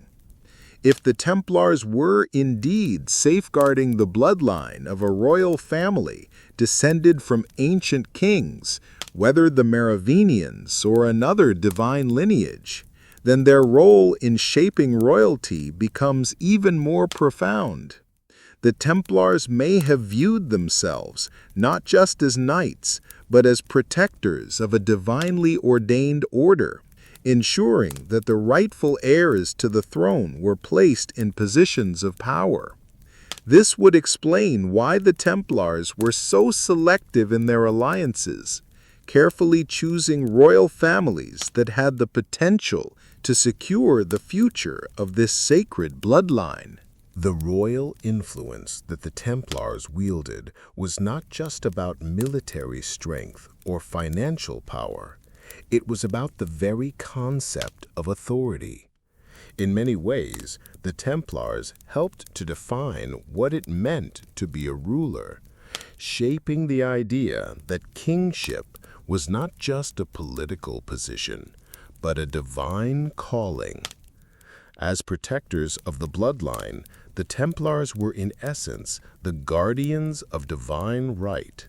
They ensured that the bloodline would be preserved, and that those with the sacred right to rule would always have a place on the throne. As we continue to explore the Templars' role in European royalty, the question remains, what was the true purpose of their involvement with the monarchy? Was it simply a matter of political convenience, or was there a deeper, more profound connection at work?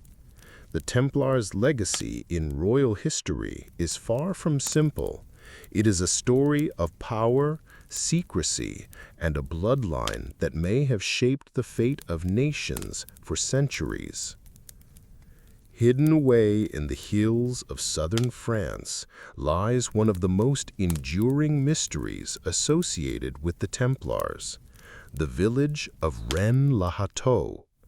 This quaint, picturesque town has become infamous due to the tantalizing rumors that have swirled around it for centuries.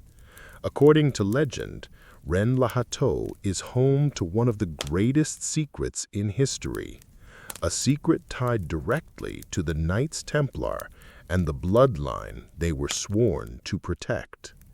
But what is this secret, and why has it been so closely guarded? Rennes-le-Chateau's connection to the Templars is rooted in the mysterious story of a local priest, Bonjour Sauniere. In the late 19th century, Sauniere was entrusted with the small parish of Rennes-le-Chateau, a position that seemed unremarkable at first.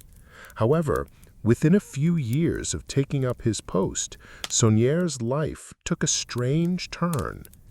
It is said that he suddenly became incredibly wealthy, using vast sums of money to refurbish the village church and surrounding areas.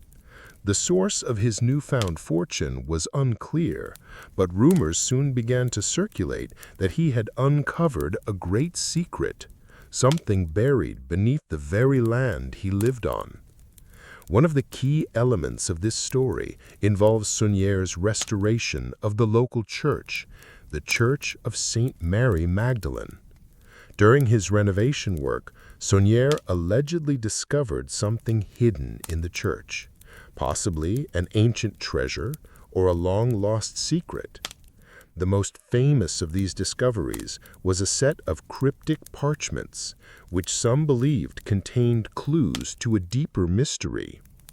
Sauniere is said to have become obsessed with these findings, and his actions after uncovering them only fueled the suspicion that he had stumbled upon something far more profound than just historical relics.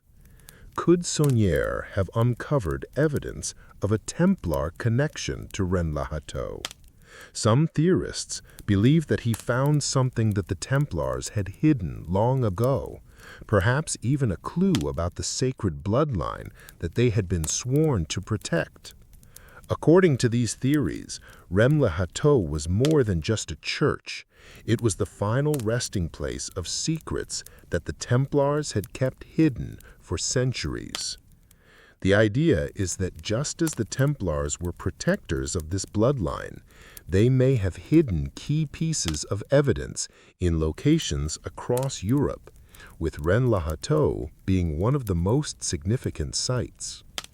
One of the most compelling pieces of evidence in this theory comes from the symbols that Sauniere placed throughout the church during his renovations. Many of these symbols, from the design of the altar to the specific placement of various sculptures and carvings, seem to be connected to the Templars. The church's crypts, for example, contain symbols that have been linked to sacred geometry, a hallmark of Templar symbolism. Furthermore, Sauniere's work on the church included a mysterious fresco depicting Mary Magdalene, an important figure in Templar lore. This has led some to believe that the priest was in fact attempting to reveal the Templars' secret connection to the bloodline of Christ and Mary Magdalene. The most famous clue in Rennes-le-Chateau's mystery is the series of parchments Sauniere allegedly discovered. These documents, which are thought to contain hidden codes, have been a subject of intense scrutiny. Some researchers believe that the parchments contain a genealogical record, perhaps detailing the bloodline that the Templars were sworn to protect. The theory suggests that Sauniere uncovered evidence that this bloodline had been secretly preserved in the region for centuries, hidden from the world by the Templars and their descendants. But what happened to these documents? Did Sauniere and his obsession with the secret hide them away for safekeeping, or did he share them with others, perhaps entrusting the secret to future generations? As the years passed, the mystery of Rennes-le-Chateau continued to grow, with more and more people becoming fascinated by the potential connection to the Templars. Speculation about hidden treasures, secret codes, and the true nature of Sauniere's discoveries has captured the imaginations of historians, treasure hunters, and conspiracy theorists alike. The village itself has become a kind of pilgrimage site for those searching for answers, and a wealth of books, documentaries, and theories has emerged in the quest to uncover its secrets. One particularly intriguing aspect of the Rennes-le-Chateau mystery is the possibility that Sauniere's findings were not just related to Templar treasure, but to something far more significant: the revelation of a bloodline that could change the world. If the Templars were in fact protectors of a sacred bloodline, could Sauniere have uncovered evidence of its survival? Some believe that the Templars in their exile and persecution had passed down this bloodline to future generations, ensuring that it would remain hidden until the right moment. If Sauniere had discovered this secret, could he have been preparing to reveal it to the world? Or was he, like the Templars before him, bound by an oath to protect it? Whether or not Sauniere truly uncovered the Templar secret, the enduring mystery of Rennes-le-Chateau continues to captivate those searching for hidden truths. The village itself has become a kind of pilgrimage site for those searching for answers, and a wealth of books, documentaries, and theories has emerged in the quest to uncover its secrets. One particularly intriguing aspect of the Rennes-le-Chateau mystery is the possibility that Sauniere's findings were not just related to Templar treasure, but to something far more significant: the revelation of a bloodline that could change the world. If the Templars were in fact protectors of a sacred bloodline, could Sauniere have uncovered evidence of its survival? Some believe that the Templars in their exile and persecution had passed down this bloodline to future generations, ensuring that it would remain hidden until the right moment. If Sauniere had discovered this secret, could he have been preparing to reveal it to the world? Or was he, like the Templars before him, bound by an oath to protect it? Whether or not Sauniere truly uncovered the Templar secret, the enduring mystery of Rennes-le-Chateau continues to captivate those searching for hidden truths. The village itself has become a kind of pilgrimage site for those searching for answers, and a wealth of books, documentaries, and theories has emerged in the quest to uncover its secrets. One particularly intriguing aspect of the Rennes-le-Chateau mystery is the possibility that Sauniere's findings were not just related to Templar treasure, but to something far more significant: the revelation of a bloodline that could change the world. If the Templars were in fact protectors of a sacred bloodline, could Sauniere have uncovered evidence of its survival? Some believe that the Templars in their exile and persecution had passed down this bloodline to future generations, ensuring that it would remain hidden until the right moment. If Sauniere had discovered this secret, could he have been preparing to reveal it to the world? Or was he, like the Templars before him, bound by an oath to protect it. Whether or not Sauniere truly uncovered the Templar secret, the enduring mystery of Rennes-le-Chateau continues to captivate those searching for hidden truths. The village itself has become a kind of pilgrimage site for those searching for answers, and a wealth of books, documentaries, and theories has emerged in the quest to uncover its secrets. As we continue to peel back the layers of this puzzle, one thing remains certain. The Templars' role in preserving a sacred bloodline is not just a historical curiosity. It's a story that has been hidden for centuries, and the truth may be waiting to be uncovered. Whether or not the secret of Rennes-le-Chateau is the key, we must keep searching. The mysteries of the Templars are far from over, and what they protect may still lie beneath the surface, hidden in plain sight. As the Templars' physical order was dissolved, their legacy and their secrets did not vanish entirely.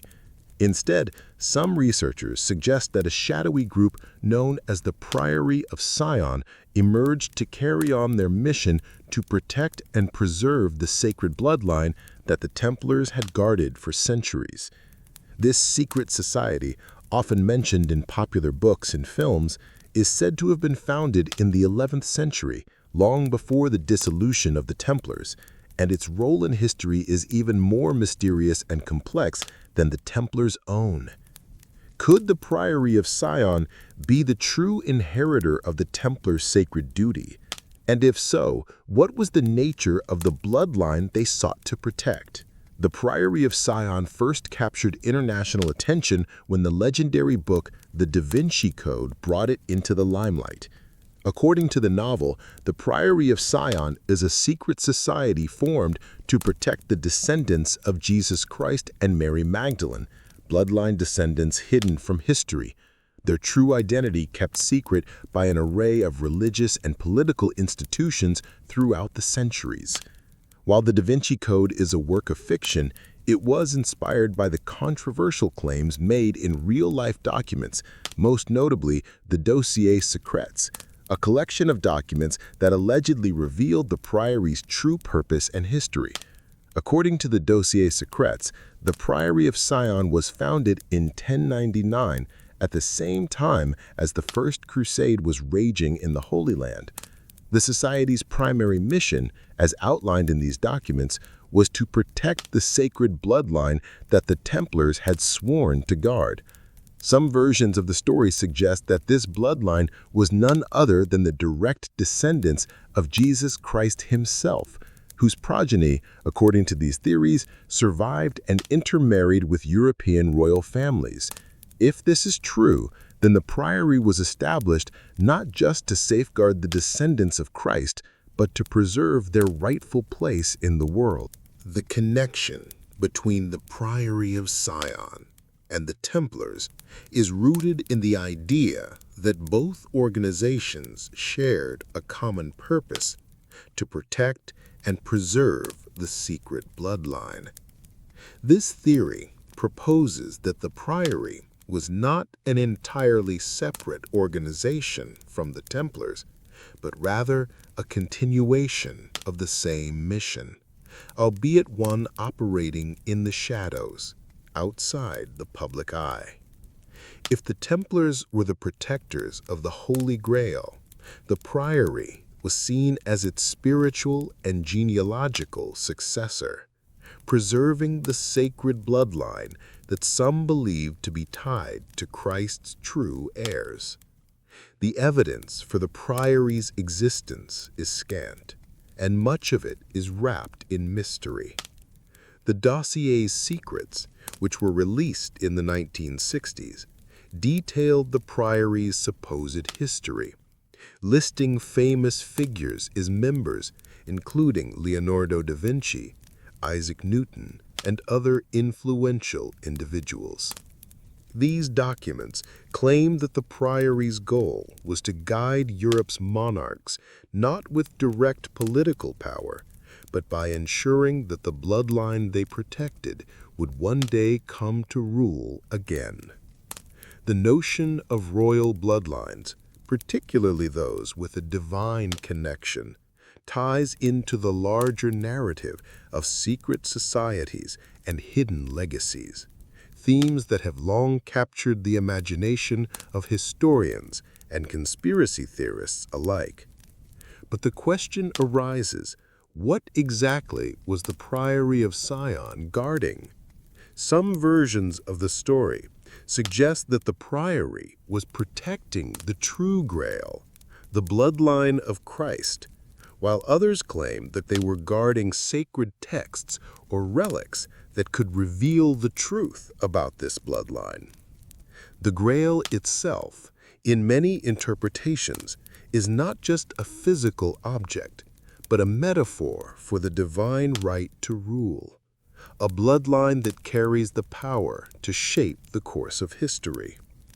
If the Priory was truly the successor to the Templars, they may have inherited the task of keeping this secret bloodline safe from forces that sought to destroy it. One of the most compelling theories surrounding the Priory of Sion and its connection to the Templars revolves around the idea that the Priory played a key role in the politics of medieval Europe, especially in the context of the dynastic struggles of the time. According to some researchers, the Priory's influence was not just religious, but deeply political. They were the hidden architects of royal marriages and alliances, maneuvering behind the scenes to ensure that the right bloodline ascended to the throne. The Templars may have even collaborated with the Priory to ensure that the descendants of the sacred bloodline were positioned to rule at the right time, thus ensuring the continuation of their divine right to rule the world. But why was such a secret so important? If the bloodline of Christ, or the royal bloodlines that the Priory protected, were truly so powerful, why go to such great lengths to keep it hidden?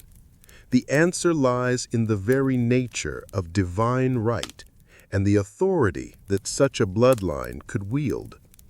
For centuries, monarchs and elites have sought to either claim this divine right or destroy those who were believed to possess it.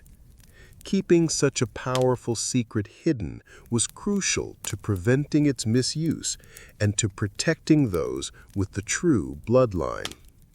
It's important to note that much of what is known about the Priory of Sion, both from the Dossier Secrets and from the legends that have grown around it, has been the subject of intense debate. Many historians dismiss the Priory's connection to the Templars as pure speculation, fueled by conspiracy theories and a desire for intrigue. Others argue that the Priory of Sion may have been a more modest secret society with different objectives altogether.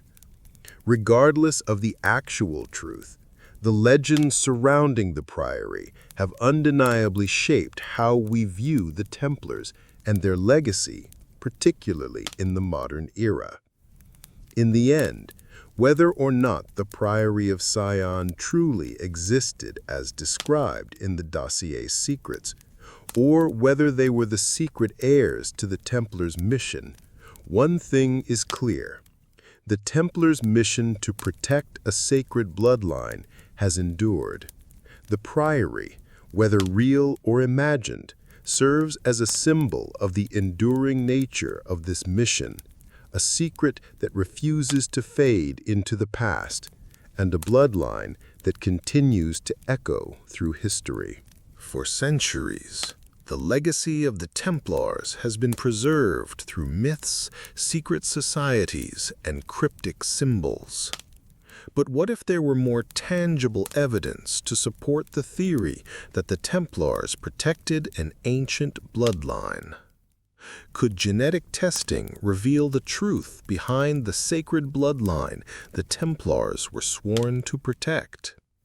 While this may sound like science fiction, advancements in modern genetics have opened up new possibilities for tracing lineage, possibilities that could uncover the hidden legacy of the Templars and the bloodline they safeguarded. One of the most compelling aspects of the Templar legacy is the notion that they were guardians of a royal, possibly divine bloodline. This bloodline, which some believe traces back to the biblical kings of Israel or even to Jesus Christ himself, is said to have carried with it the power and authority to rule. For centuries, the Templars worked in secret to protect this bloodline, guarding it from those who would seek to destroy or control it.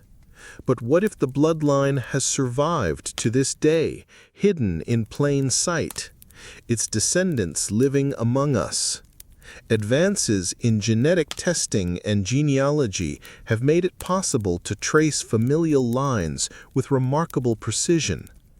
DNA testing can identify familial connections that go back hundreds, even thousands of years. Could this technology be used to confirm the existence of the Templar bloodline?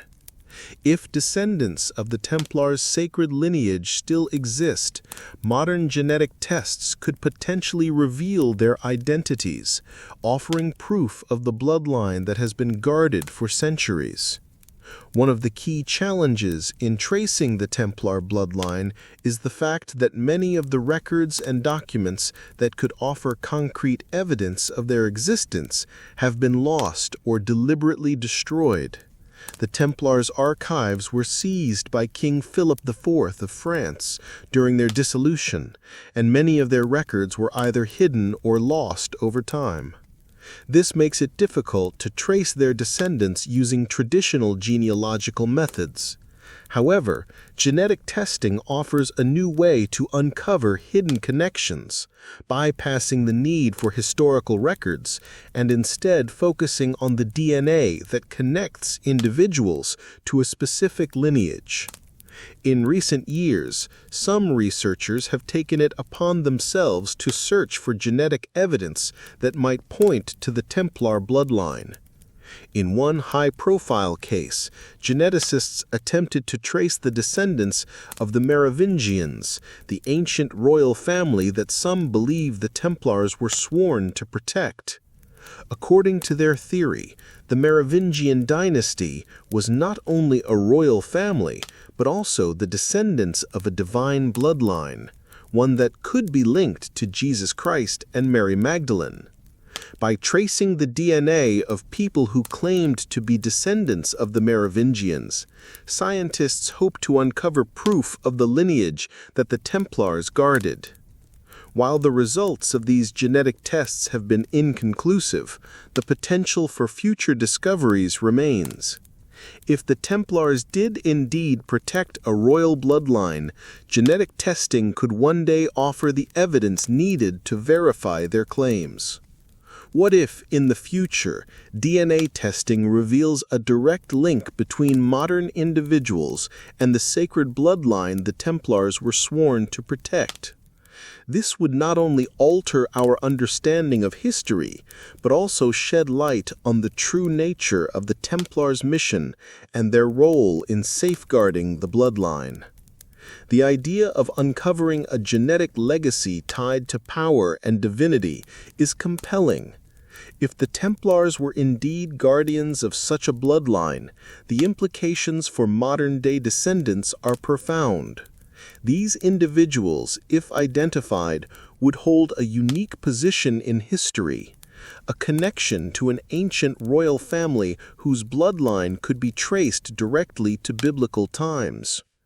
This would not only give them a claim to a divine right to rule, but also connect them to centuries of secretive history with the Templars as their protectors. The search for the Templar bloodline is not just about uncovering a historical mystery, it's about understanding the deeper meaning of legacy, power, and influence. Could the genetic legacy of the Templars be a key to unlocking the secrets of our past? Could it provide answers to questions about divine authority, royal power, and the hidden forces that have shaped history? While genetic testing has not yet proven the existence of a direct link between modern individuals and the Templar bloodline, it is a promising avenue for further investigation. As technology advances, new discoveries may soon be made, providing tangible evidence to support the centuries-old theories about the Templars and their role as guardians of a sacred bloodline. Until then, the mystery remains.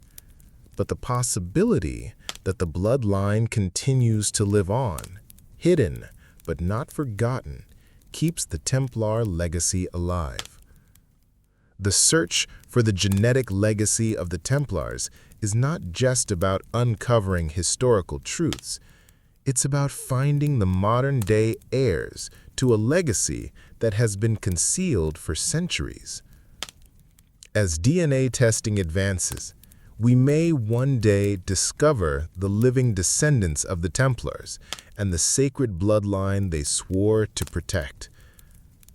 When that moment comes, the world may change forever, as the bloodline that once shaped history steps back into the light, revealing its power and influence once more. The story of the Templars and their connection to the sacred bloodline has been shrouded in mystery for centuries. Yet, as time passes and new historical research is conducted, we begin to see that the history we've been taught may not be the complete truth. The narrative of the Templars, like so many other historical stories, has been shaped by centuries of revisionism, political agendas, and deliberate obfuscation. But as modern scholarship challenges long-held assumptions, the true story of the Templars and the bloodline they protected begins to emerge. Historical revisionism is nothing new. In fact, much of our understanding of history has been shaped by those in power. Kings, rulers, and religious authorities have long had the ability to manipulate the historical record, rewriting events to suit their own needs. In the case of the Templars, their dramatic fall at the hands of King Philip IV of France in 1307 left a lasting impact on how they were perceived. The charges of heresy and blasphemy that were levied against the Templars were likely fabricated to justify the seizure of their wealth and power. But these charges, once accepted as fact, became a part of the official narrative, distorting the true nature of the Templar order. It is only in recent decades that scholars have begun to question the narrative surrounding the Templars and their supposed heresy. As more and more historical documents are unearthed, and as new interpretations of old texts are made, we begin to see that the Templars were not simply victims of royal greed, but active participants in a much larger, more complex story. The Templars were not just soldiers of Christ, but defenders of a sacred bloodline, one that had been concealed and protected for centuries. This idea of historical revisionism is crucial to understanding the Templars' legacy. For centuries, the true nature of the Templars' mission has been obscured by the forces that sought to eliminate them. But as modern historians delve deeper into the Templars' history, they are uncovering evidence that challenges the official story. The Templars, it seems, were not simply a medieval military order. They were the keepers of a secret that has been hidden from the world for centuries, the sacred bloodline that could reshape the course of history. One of the key pieces of evidence that has emerged in recent years is the connection between the Templars and the Merovingians, the ancient royal dynasty of France. As we've discussed, some historians believe that the Merovingians were not just kings, but the descendants of a divine bloodline, possibly linked to Jesus Christ himself. If this is true, then the Templars' role as guardians of this bloodline takes on a new, more profound meaning. The Templars were not just fighting for power or wealth, they were protecting the very foundation of royal authority, the bloodline that would one day return to claim its rightful place in history. But why, after all these centuries, has this story remained hidden? Why were the Templars' true mission concealed for so long? One reason may lie in the desire of political and religious authorities to control the narrative of history. The idea that a sacred bloodline existed, one that had the power to challenge the monarchy and the church, would have been deeply threatening to the established order. If such a bloodline were ever revealed, it could upend the entire political and religious structure of Europe. So for centuries, the Templars were portrayed as heretics and villains, their true mission buried beneath layers of falsehoods and distortions. Yet, despite these efforts to suppress the truth, the story of the Templars has continued to resonate through the ages. From the legends of hidden treasures to the cryptic symbols embedded in Templar architecture, the legacy of the Templars has never truly disappeared. Even in the face of historical revisionism, the truth of their mission, the protection of a sacred bloodline, has remained an enduring mystery waiting to be uncovered. The shifting sands of history have made it difficult to uncover the full truth about the Templars. But the evidence that has emerged in recent years points to a much deeper, more complex story than previously thought. The Templars were not simply a medieval military order. They were part of a much larger, secretive network that spanned centuries and continents.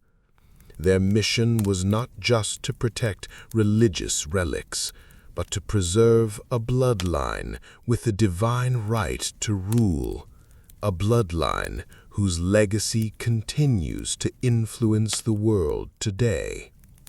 As we continue to explore the Templar legacy, we must remember that history is not a static entity. It is a constantly evolving narrative shaped by those who tell the story. The truth about the Templars and the bloodline they protected has been obscured for centuries, but the pieces of the puzzle are slowly coming together. As we dig deeper into the past, we may soon uncover the full extent of the Templars' influence on history and reveal the secrets that have been hidden for so long. What does this mean for our understanding of the Templars and their place in history? It means that the story of the Templars is far from over. The legacy of the Templars, what they protected, what they stood for, and the bloodline they safeguarded, is still very much alive. And as we continue to challenge the historical record and uncover new evidence, we may one day find that the truth about the Templars is even more extraordinary than we ever imagined. The story of the Templars doesn't end with their fall from grace in Europe. While most believe that the order was disbanded, its secrets, and perhaps even its members, may have crossed the Atlantic, laying the foundation for a new chapter of their history in the New World. For centuries, there have been whispers about Templar influence in the Americas, especially in the context of the early explorers such as Christopher Columbus. Were the Templars truly involved in the exploration of the New World? And if so, did they bring their hidden legacy with them? could their influence have helped shape the foundation of America itself?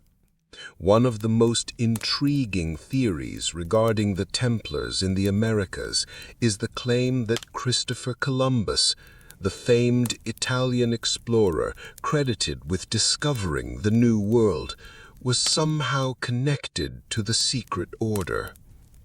Columbus's journey to the Americas in 1492 is well documented, but much about his personal life remains a mystery. Some researchers believe that Columbus, in addition to being a navigator and explorer, was also a member of the Templar network, or at the very least, a secret society that carried on the Templars' mission. The theory that Columbus had Templar connections is based on a combination of circumstantial evidence, historical gaps, and the symbols associated with his expeditions. One of the most notable pieces of evidence is the flag that Columbus sailed under, which some researchers claim contains symbols closely associated with the Templars, including the Red Cross.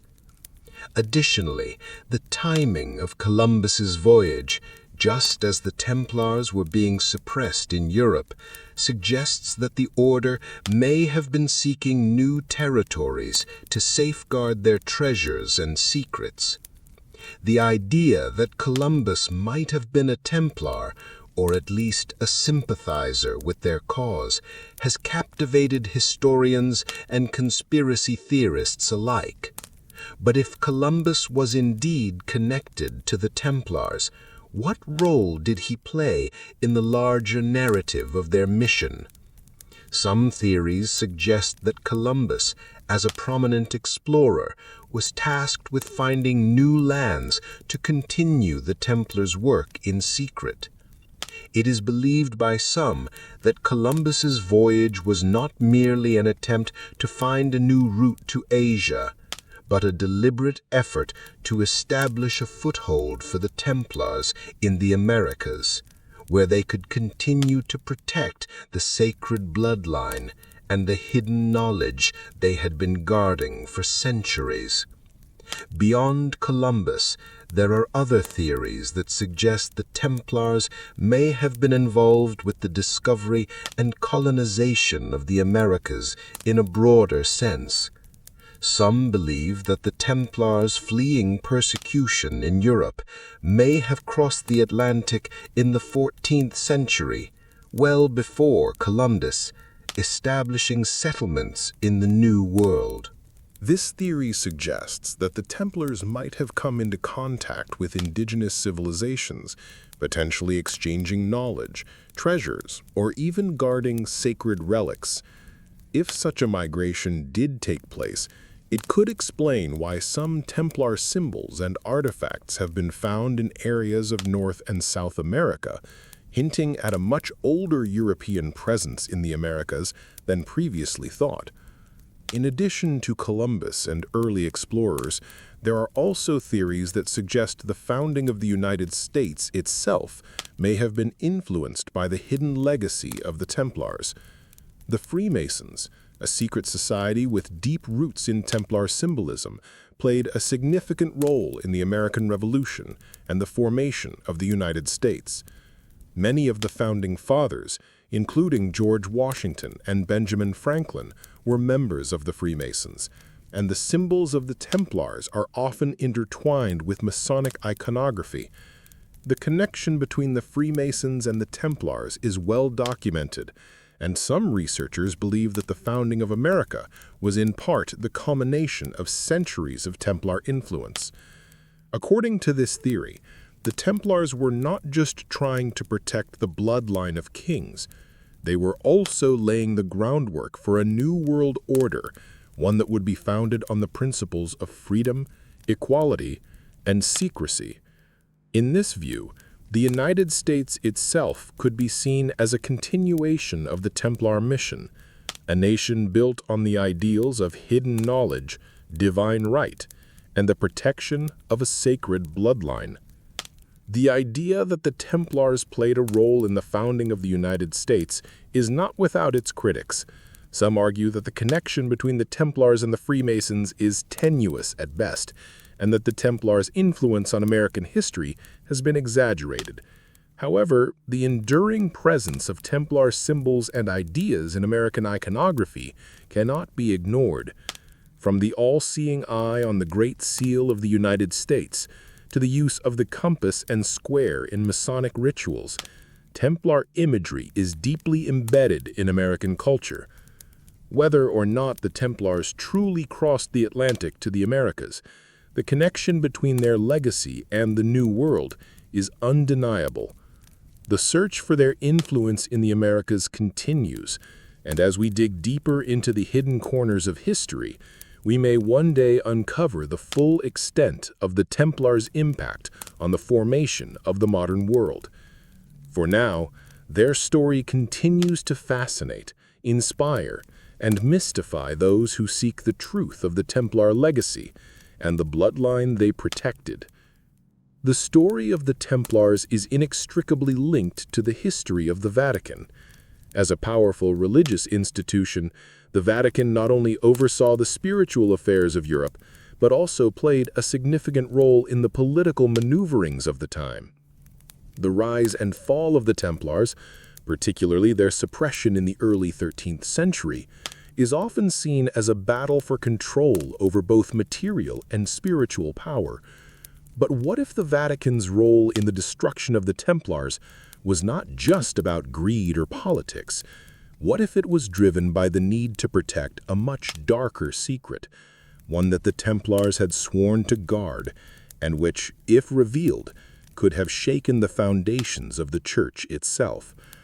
At the heart of this theory lies the accusation that the Vatican, in its efforts to dissolve the Templar order, was not merely acting out of a desire to control their wealth, but was attempting to erase a dangerous truth. The Templars had grown incredibly wealthy and influential by the time of their suppression, controlling vast lands, building fortresses, and even operating an early form of banking. But beyond their wealth, the Templars were believed to be protectors of sacred relics and ancient knowledge. Some theories suggest that the Templars' true purpose was not only military and financial.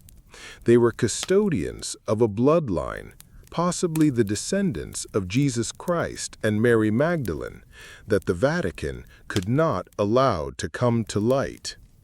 The Vatican's fear of the Templars was rooted in the possibility that this bloodline could challenge the very authority of the Church. If the Templars were indeed the protectors of a sacred family with a divine right to rule, then the Church, with its claim to spiritual authority, might be undermined. The idea that Jesus Christ's descendants might still be alive and could claim a legitimate right to the throne was a threat to the papacy. As the Templars were closely associated with the Holy Grail and other sacred relics, it is believed by some that these items were not simply religious artifacts, but symbols of a power that could challenge the Vatican's authority. One of the most intriguing aspects of this theory is the alleged connection between the Templars and the Ark of the Covenant. The Ark, according to biblical accounts, is said to be the container of the Ten Commandments, and its importance is paramount in both Jewish and Christian traditions. It was believed to possess divine power and could be a physical manifestation of God's presence on earth. According to some researchers, the Templars discovered the Ark during their time in Jerusalem, and they may have kept it hidden to protect its power from falling into the wrong hands, perhaps the very hands of the Vatican, which might have used it to assert even greater control over the Christian world. If the Templars were indeed in possession of such powerful artifacts, the Vatican would have had a vested interest in eliminating them. The arrest and execution of the Templar leaders in 1307, orchestrated by King Philip IV of France with the blessing of Pope Clement V, could then be seen not as a simple political maneuver, but as an act of desperation on the part of the Church to protect its control over the Christian world. The Vatican, fearing that the Templars were a rival force that could challenge the legitimacy of the papacy, sought to dismantle them and destroy any trace of the sacred bloodline they guarded. But if the Templars were indeed protecting such a significant secret, the question arises, what happened to these relics and the bloodline they guarded? Some theories suggest that the Templars were able to escape with their treasures and secrets before their downfall.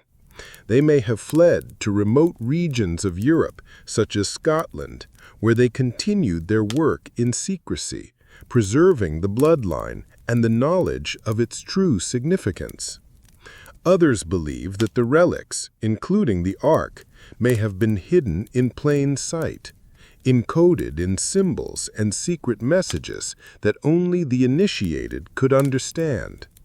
One of the most famous theories surrounding the Vatican's involvement in the suppression of the Templars is the idea that the Church itself was attempting to keep the true nature of Christ's teachings and the Holy Bloodline hidden from the world. Some argue that the Church deliberately altered the biblical narrative, suppressing texts and Gospels that contradicted the accepted story of Christianity. These Gospels, such as the Gospel of Mary Magdalene, which depicts her as a prominent figure in Christ's life, have been excluded from the canonical Bible. The theory suggests that the Vatican, in its quest to maintain control over the Christian narrative, actively sought to erase any evidence of the sacred bloodline that the Templars were believed to have protected. In this view, the Vatican's role in the destruction of the Templars was not just about consolidating power, it was about controlling the very story of Christianity. The Templars' knowledge of the hidden bloodline and the sacred relics associated with it posed a direct threat to the Church's monopoly on religious authority. If the Templars had been allowed to continue their mission, they could have revealed a different version of Christ's life, a version that did not center solely around the Church's teachings, but one that suggested a more expansive and possibly more radical view of Christ's legacy. As we explore these theories, we are faced with one fundamental question. What was the Vatican truly protecting when it orchestrated the Templar purge? Was it simply the wealth of the order, or was there a deeper, more esoteric secret at play, one that could unravel the very foundations of Christian faith and challenge the Vatican's position as the sole arbiter of religious authority? What we do know is that the Templars' legacy, their secrets, and their mission to protect a sacred bloodline have endured. Even as the Vatican sought to destroy them, the Templars' story has continued to captivate those who seek the hidden truths of history. Whether the Church was attempting to suppress the bloodline, the Grail, or other divine artifacts, the Templars' role as guardians of these secrets has left a lasting mark on history. The Vatican's fear of the Templars and the bloodline they protected remains one of the most powerful and enduring aspects of this centuries-old mystery. The Templars' involvement in the Crusades was far more than a religious duty. They were key players in a broader, centuries-long conflict that helped shape the destiny of the medieval world. The Crusades, launched in the 11th century to reclaim Jerusalem from Muslim rule, provided the perfect opportunity for the Templars to forge their place in history. But their motivations and actions during these wars may have been far more complex than we've been led to believe. Could the Templars have used the Crusades as a cover to further a hidden agenda, one centered on protecting the sacred bloodline they were entrusted with. The Templars were founded in 1119 during the aftermath of the First Crusade, when a small group of knights banded together to protect Christian pilgrims traveling to the Holy Land. From this humble beginning, they quickly rose to prominence, their numbers swelling and their influence growing exponentially. By the time of the Second Crusade, 1147-1149, the Templars had become one of the most powerful military orders in Europe, with an international network of castles, fortresses, and estates. At the heart of the Crusades lay the city of Jerusalem, a site of immense religious significance to Christians, Jews, and Muslims alike. For the Templars, however, the Crusades were not simply a mission to reclaim holy sites. They were also an opportunity to protect something far more precious, their sacred bloodline. Some researchers argue that the Templars' true role in the Crusades was not just to fight for control of Jerusalem, but to safeguard ancient knowledge, relics, and the very bloodline that they had sworn to protect. This idea that the Templars were guarding a bloodline during the Crusades is often tied to the legends surrounding the Holy Grail, a sacred relic believed to hold immense power. The Grail, according to some theories, is not just a cup, but a symbol of this sacred bloodline, and the Templars were charged with keeping it safe from those who would seek to exploit its power. But the question remains, was the Templars' interest in Jerusalem merely religious, or did they have an ulterior motive? Some historians suggest that the Crusades provided the perfect cover for the Templars to establish a stronghold in the Holy Land, where they could protect the bloodline and sacred relics they were entrusted with.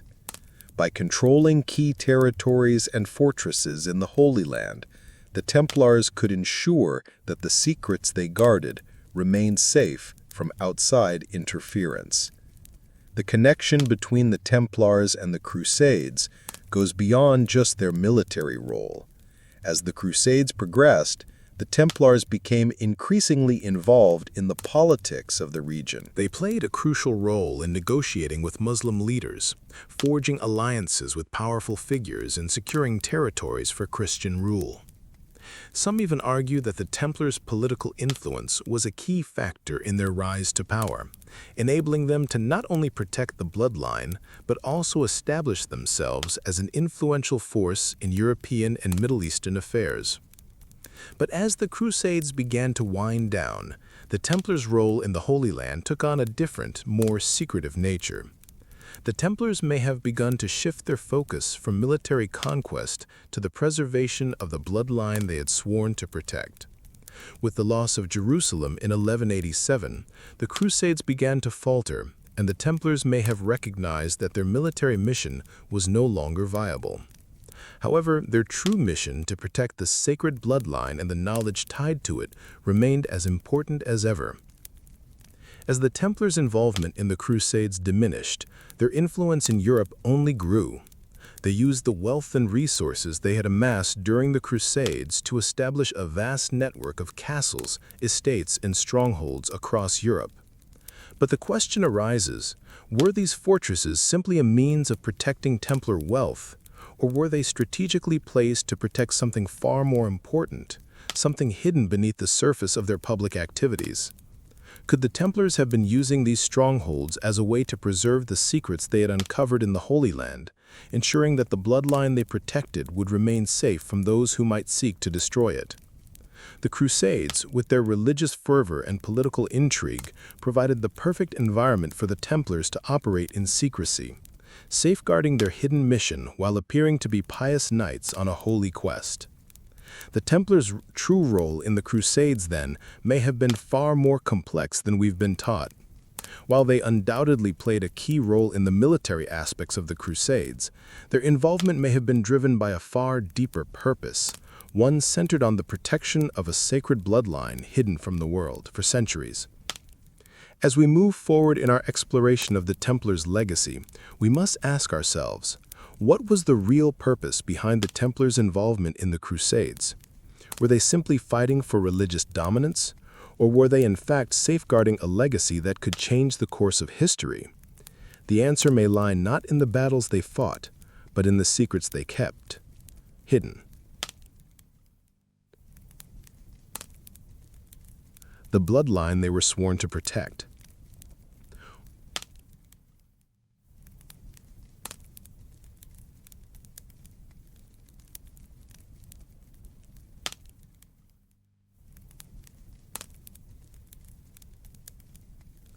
As we continue to explore the story of the Templars and their legacy, we begin to encounter an intriguing question. How many prominent historical figures could be descendant from the sacred bloodline that Templars were sworn to protect? The idea that royal bloodlines and hidden legacies persist through history has long been a subject of fascination. Could it be that throughout the centuries, members of the Templar-protected bloodline have quietly carried the torch, living among us without our knowledge? What if the bloodline that the Templars protected, one tied to ancient kings and divine right, continues to influence the course of history today, hidden in plain sight? One of the key aspects of the Templar legacy is the idea that their mission was not simply about guarding relics or treasure, but about preserving a sacred bloodline. Some believe that this bloodline can be traced back to the earliest days of Christianity, possibly even to Jesus Christ himself.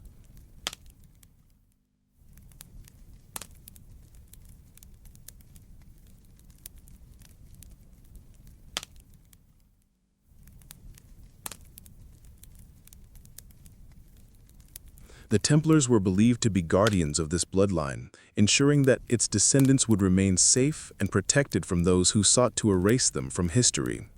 But what if the descendants of this bloodline are still alive today, living among us as part of powerful and influential families? One of the most intriguing aspects of this theory is the idea that the descendants of the Templar bloodline could be found in some of the most prominent families in history.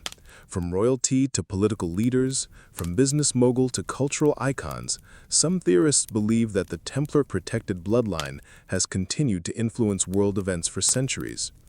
Whether through direct ancestry or through strategic alliances, the descendants of this bloodline may be scattered across the globe, quietly shaping the course of history. In the royal families of Europe, for instance, many people have speculated that certain monarchs, particularly those who claimed divine right to rule, may have had secret ties to the Templar bloodline.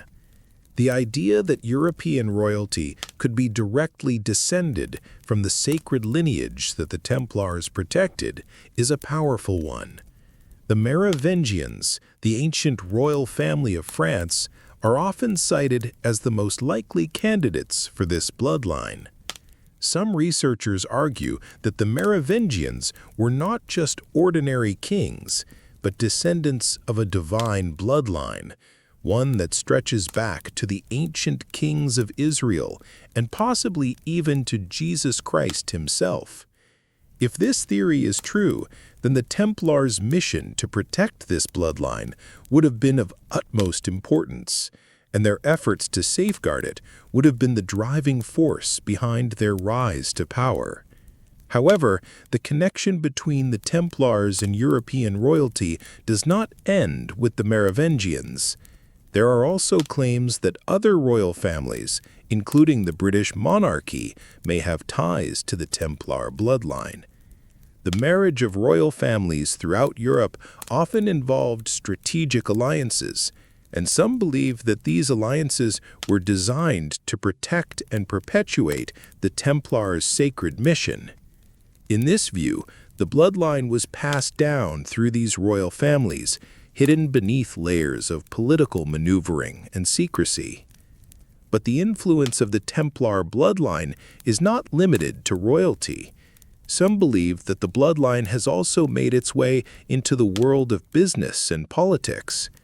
The theory suggests that powerful families and influential figures in modern society may be descendants of the Templars, their lineage carefully guarded and preserved over the centuries. These individuals may not be aware of their ancestral connection, but they could carry with them the inherited influence of a bloodline that has been intertwined with history for thousands of years. The role of secret societies in preserving and protecting this bloodline is another key aspect of this theory. The Freemasons, in particular, have long been associated with the Templars, and some researchers believe that the Masons continue the Templar mission to protect the sacred bloodline. Freemasonry is a secretive organization that traces its origins back to medieval guilds and the Templar Knights. Many of its symbols and rituals are believed to be derived from Templar traditions, and it is said that the Masons have continued to guard the Templar secrets, including the hidden bloodline. If this is true, then the Masons may hold the key to understanding the continued influence of the Templar legacy in the modern world. The idea of hidden bloodlines continues to captivate the imagination, and the Templars' connection to powerful historical figures adds a layer of intrigue to their already mysterious legacy. If the Templars did in fact protect a sacred bloodline, then the descendants of that bloodline could still be alive today, hidden within the ranks of influential families. As we continue to explore the story of the Templars, the question remains: who are these hidden figures? And what role do they continue to play in shaping the course of history? Could the bloodline the Templars protected still hold the key to understanding the true nature of power? Could the descendants of this bloodline still be among us, quietly exerting influence from the shadows? As we piece together the fragments of this centuries-old mystery, we may find that the Templar legacy is far from over. The bloodline they protected could still be waiting to step into the light, ready to reveal the truth about its role in shaping the world. And if that truth is ever revealed, it could change everything we thought we knew about history.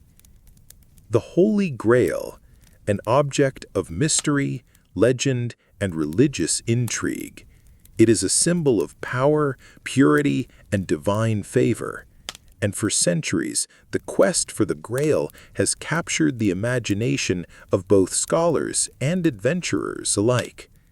While its depiction in popular culture often paints it as a simple chalice associated with Christ's Last Supper, many believe the true meaning of the Holy Grail goes far deeper.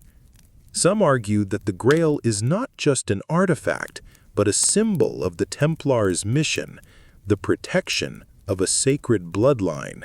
Could the Grail have represented more than just a cup? Could it have been a key to preserving the royal bloodline the Templars were sworn to protect? The Templars were closely linked to the Grail from the moment they arrived in the Holy Land. After establishing themselves in Jerusalem in the early 12th century, the Templars became guardians of the sacred sites in the region. As they dug beneath the Temple of Solomon, an area considered to be of great religious significance, they are believed by some to have uncovered something far greater than religious relics. They may have discovered the Holy Grail itself. The exact nature of the Grail and its connection to the Templars remains one of history's greatest mysteries. According to certain theories, the Templars did not merely guard a physical cup, but a much more powerful symbol, one that represented a hidden truth about the bloodline of Christ. Some researchers believed that the Grail was not an object of simple religious significance, but a metaphor for the bloodline of Jesus Christ and Mary Magdalene. This theory suggests that the Templars, in their role as guardians, sought to protect the descendants of this bloodline, ensuring that they would remain hidden from the forces that sought to destroy them. While many believed that the Templars' true purpose was to protect the Grail, others argue that their interest in the Grail was tied to their desire for power. According to these theories, the Templars understood that the Grail held a secret, the bloodline of Christ, that if revealed could alter the balance of power in the Christian world. The Church, with its claims to divine authority, would not have tolerated the existence of such a bloodline, which would challenge its role as the supreme spiritual authority. In this view, the Templars' role as guardians of the Grail was not only a religious duty, but also a means of protecting a legacy that could undermine the Church's monopoly on spiritual and political power. One of the most fascinating aspects of the Grail's connection to the Templars is the idea that the Grail's power was tied to its preservation. If the Grail symbolized the bloodline of Christ, then it represented not just a physical object, but the continuation of a divine right to rule. In this view, the Templars were not simply protecting the Grail for its religious significance, but as a means of safeguarding the royal bloodline that carried with it the power to rule Europe. The bloodline, though hidden for centuries, was believed to have divine favor, a favor that could one day restore its rightful heirs to power. The idea that the Grail's significance was tied to a royal bloodline is supported by many of the legends and myths surrounding the Grail's location and purpose. Throughout history, many individuals have claimed to have discovered the Grail, or at least its meaning. In the 12th and 13th centuries, the search for the Grail became a central theme in the literature and folklore of medieval Europe. The Grail legends told stories of knights and heroes who embarked on quests to find the Grail, often encountering trials and tribulations along the way. But what if these stories were not just allegories, but veiled references to the Templars' true mission to protect a sacred family lineage that had been hidden for centuries? In the modern era, the search for the Grail has gained renewed interest, especially in light of books and films like The Da Vinci Code. In the novel, the Grail is revealed to be a symbol of the sacred bloodline of Christ and Mary Magdalene, and the story follows a quest to uncover this hidden legacy. This interpretation, though fictional, echoes many of the ideas surrounding the Templars' true role. Could the Grail have been more than just a cup? Could it have been a symbol of the divine right to rule, tied to the Templars' mission to protect the sacred bloodline? If the Templars indeed discovered the Grail and its true meaning, it raises a fascinating question. What happened to it? Some believe that the Templars took the Grail with them as they fled persecution in the early 14th century, hiding it in secret locations across Europe, perhaps in places like Rennes-le-Chateau or the Scottish Highlands. Others speculate that the Grail was not a physical object, but a set of hidden documents or genealogical records detailing the sacred bloodline that the Templars had sworn to protect. The idea that the Grail is not an object at all, but a hidden legacy, continues to captivate historians and treasure hunters alike. Regardless of its physical form, the Grail remains one of the most enduring symbols of the Templars' mission. The quest for the Grail represents more than just a search for an artifact. It is a search for the truth about the divine bloodline that the Templars were sworn to protect. Whether the Grail is a cup, a set of documents, or a hidden family lineage, it remains a powerful symbol of the Templars' true purpose, the preservation of a legacy that stretches back to the very origins of Christianity. The Templars' connection to the Grail continues to fascinate and intrigue, and as we explore their hidden legacy, we may one day uncover the truth behind the Grail, and with it, the true purpose of the Templars' mission. Could the Grail hold the key to unlocking the mysteries of the Templar bloodline, or is it simply a symbol of a long-lost power that once shaped the course of history? Whatever the answer, the Grail remains an enduring enigma, one that continues to captivate our imaginations and spark our desire to uncover the secrets of the past. The Knights Templar were known for their secrecy, discipline, and their cryptic symbols. But perhaps one of the most fascinating aspects of their legacy is the belief that they left behind hidden messages. Messages encoded in their rituals, artwork, and even in the very architecture of the places they built. Could these codes have been designed to preserve the Templar mission and protect the sacred bloodline they were sworn to defend? If so, what did these hidden messages mean, and how have they been passed down through the centuries? The Templars were master builders and designers with an eye for symbolism. They constructed castles, churches, and fortresses across Europe and the Holy Land, and it is believed by some researchers that these buildings were not only designed for military defense, but also as vessels for hidden knowledge. Certain structures, such as the famous Rosslyn Chapel in Scotland, are said to be filled with Templar symbols, many of which have been the subject of intense study and debate. These symbols, ranging from intricate carvings to geometrical patterns, are believed to be coded messages pointing to deeper truths about the Templars' mission, their religious beliefs, and the sacred bloodline they protected. One of the most prominent features of Templar symbolism is the use of sacred geometry. This ancient practice, which involves the use of mathematical patterns and ratios to create harmonious designs, was a central aspect of Templar architecture. The use of sacred geometry in Templar buildings, particularly in the construction of their churches and chapels, suggests that the order was not only concerned with religious faith, but with esoteric knowledge that transcended traditional Christian teachings.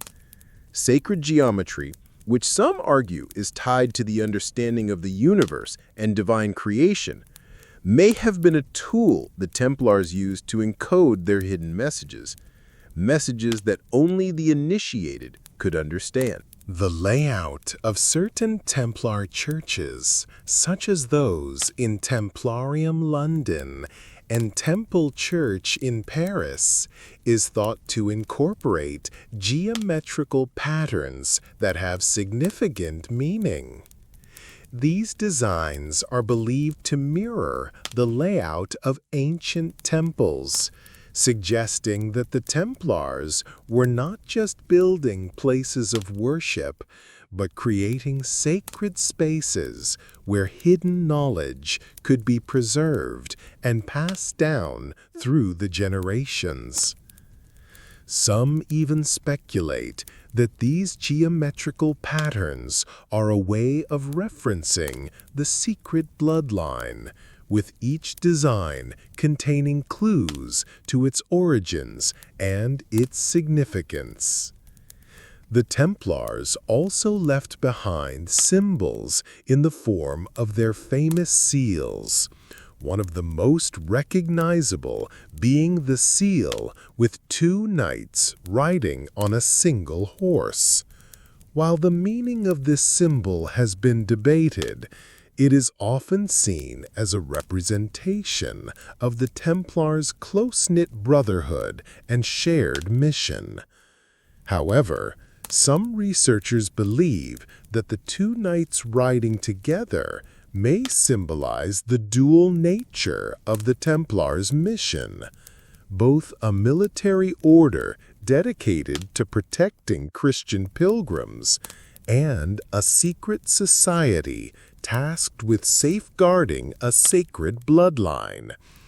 The seal could therefore be seen as a clue to the Templars' true purpose, one that was hidden beneath the surface of their public activities.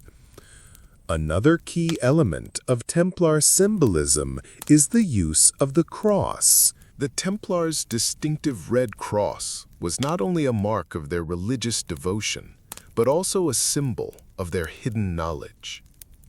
The cross is often linked to the idea of divine right and power, and some believe that the Templars' use of the cross was a way of signaling their allegiance to a higher purpose, a purpose that went beyond mere religious duty and involved the protection of a divine bloodline. The presence of these symbols and codes in Templar structures raises an important question. Were the Templars using their architecture and artwork to encode a hidden message? If so, what was the message, and who were they intended for? Some theorists believe that these hidden messages were meant to be decoded by future generations, those who would one day have the knowledge to understand the Templars' true purpose. These messages may have been a way for the Templars to pass down their legacy and protect their secrets, ensuring that the mission they had begun would continue long after their fall. The idea that the Templars left behind a coded message hidden in plain sight is both thrilling and mysterious. As we peel back the layers of this secret history, we may one day uncover the true meaning behind these symbols and codes. What we know for certain is that the Templars' legacy continues to resonate, and their hidden messages remain one of the most enduring aspects of their story. As we venture deeper into the mysteries surrounding the Knights Templar, one question inevitably arises. Who are the modern-day heirs to the Templar legacy? The order may have been officially disbanded centuries ago, but the Templars' influence is far from gone. Could it be that the descendants of the sacred bloodline they were sworn to protect still exist today, quietly shaping the world behind the scenes? If the Templars were truly the guardians of a bloodline that spanned millennia, then the descendants of that bloodline might hold the key to understanding the true purpose of the order. The idea of modern-day Templar descendants is one that has fascinated researchers and conspiracy theorists for years. If the Templars were indeed protecting a bloodline with divine or royal significance, then it follows that the descendants of this bloodline might still be alive today. But how could we identify these descendants? Could they be living among us, their true heritage hidden from the world? One theory suggests that the descendants of the Templar bloodline are not just to be found in royal families, but in prominent figures across various fields, from politics to business to the arts. After all, the Templars were not only a military order, they were also deeply involved in the political, financial, and intellectual life of medieval Europe. They forged alliances with powerful families, and many of their secrets were passed down through these alliances. It is possible that the bloodline they protected has continued through these family connections, quietly influencing world events without ever being recognized for what it truly is. Some researchers point to the Freemasons as a potential conduit for the continuation of the Templar legacy. As we've seen, The Freemasons are widely believed to be the spiritual and ideological descendants of the Templars, and many of the symbols and rituals used by the Freemasons can be traced back to the Templars themselves. If the Templars' mission was to preserve a sacred bloodline, then it stands to reason that the Freemasons, whose influence spans across centuries, might have been entrusted with guarding this legacy. Could the modern-day Freemasons be the keepers of the Templar bloodline, preserving it for future generations? In addition to secret societies, there are also claims that certain powerful families around the world, many of whom hold immense wealth and influence, are descendants of the Templar bloodline. The idea that the bloodline has survived for centuries, hidden within the ranks of noble or aristocratic families, is an alluring one. Some theorists suggest that these families may not even be aware of their connection to the Templars, and that their heritage has been deliberately obscured to protect it from those who would seek to control or exploit it. This theory of hidden descendants is not just confined to Europe. Some believe that the Templar bloodline could have traveled far beyond the shores of Europe, possibly reaching the Americas. As we've explored earlier, there are numerous theories suggesting that the Templars may have crossed the Atlantic before the official arrival of Columbus, establishing settlements and hiding their treasures and perhaps their bloodline in the New World. If this is true, then it is possible that Templar descendants are scattered across the globe, from Europe to the Americas, unknowingly carrying the legacy of the order. But could there be more to the story? Some researchers believe that the modern-day heirs to the Templar bloodline may not be aware of their heritage at all.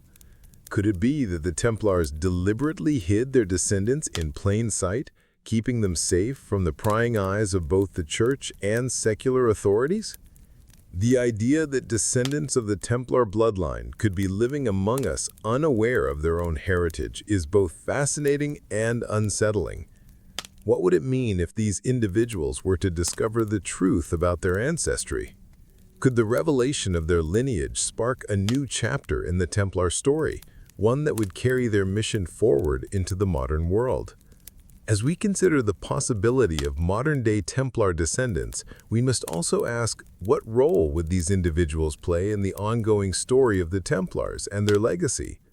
If the bloodline that the Templars protected still exists today, what is its significance?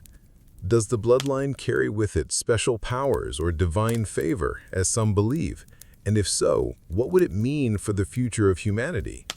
The Templars' influence on history has been profound, and their legacy continues to resonate even centuries after their official dissolution. The idea that their descendants might still be active today is one that continues to captivate. The Templars were guardians of a secret that has endured for centuries, passed down through hidden lines and concealed knowledge. As we continue to explore the story of the Templars and their bloodline, we may one day discover that the legacy they left behind is still very much alive, waiting to be revealed to a world that is ready to uncover the truth. As we've unraveled the threads of the Templar story, we find ourselves standing at a crossroads between legend and reality.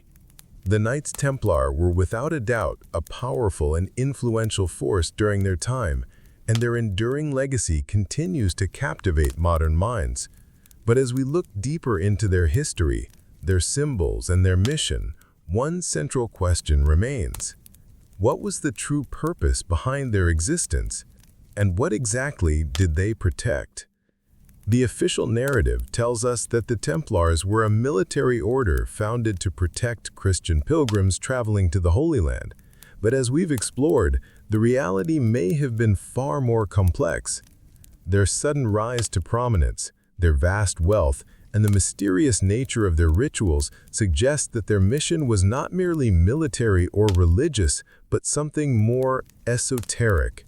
Something that tied them to a hidden legacy that spanned millennia. At the heart of the Templar legacy is the idea that they were the guardians of a sacred bloodline, a bloodline whose significance transcended the boundaries of time and place. Whether that bloodline was tied to ancient kings, to biblical figures like Jesus Christ and Mary Magdalene, or to a more obscure royal lineage, the Templars' role as protectors of this bloodline seems to have been the true driving force behind their actions. From their involvement in the Crusades to their role in the creation of secret societies, the Templars' purpose may have been to ensure that this bloodline remained hidden, preserved, and protected from those who would seek to destroy it. The Templars' downfall in the early 14th century is a critical turning point in this story. Their sudden betrayal by King Philip IV of France in collaboration with Pope Clement V was a result of more than just political maneuvering. It was an attempt to extinguish a dangerous secret. The charges of heresy, blasphemy, and corruption levied against the Templars were likely fabricated to justify their destruction. But the true motive may have been to suppress the knowledge of the bloodline they guarded. If the Templars were indeed protecting a royal lineage with a divine claim to rule, then their eradication was necessary to maintain the status quo. But despite their fall, the Templar legacy did not disappear. The Order's secrets were not completely erased. Instead, they were passed down through hidden channels, embedded in the symbols, rituals, and architecture of later secret societies, most notably the Freemasons. The idea that the Templars' knowledge and mission were preserved by these secret societies speaks to the endurance of their legacy. The bloodline that the Templars protected may still be with us today, carried forward by descendants who remain unaware of their true heritage. This hidden legacy continues to resonate through the centuries, shaping history in ways that remain largely unseen.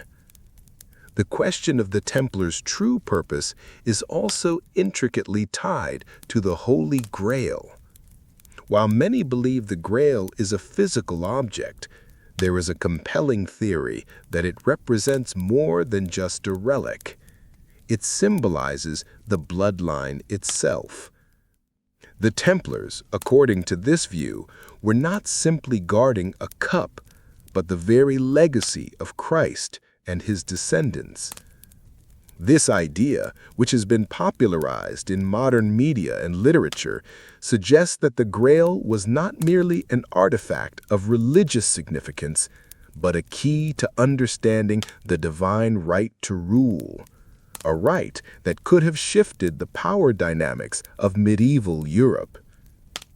As we explore the Templar legacy, we must also consider the role of history itself. The Templars were not merely pawns in the political games of kings and popes. They were active participants in shaping the course of history, working behind the scenes to protect the bloodline that could alter the fate of nations. Their involvement in the Crusades, their role in the creation of Europe's financial systems, and their connection to secret societies all point to the idea that the Templars were not just soldiers. They were keepers of a hidden truth, a truth that continues to elude us.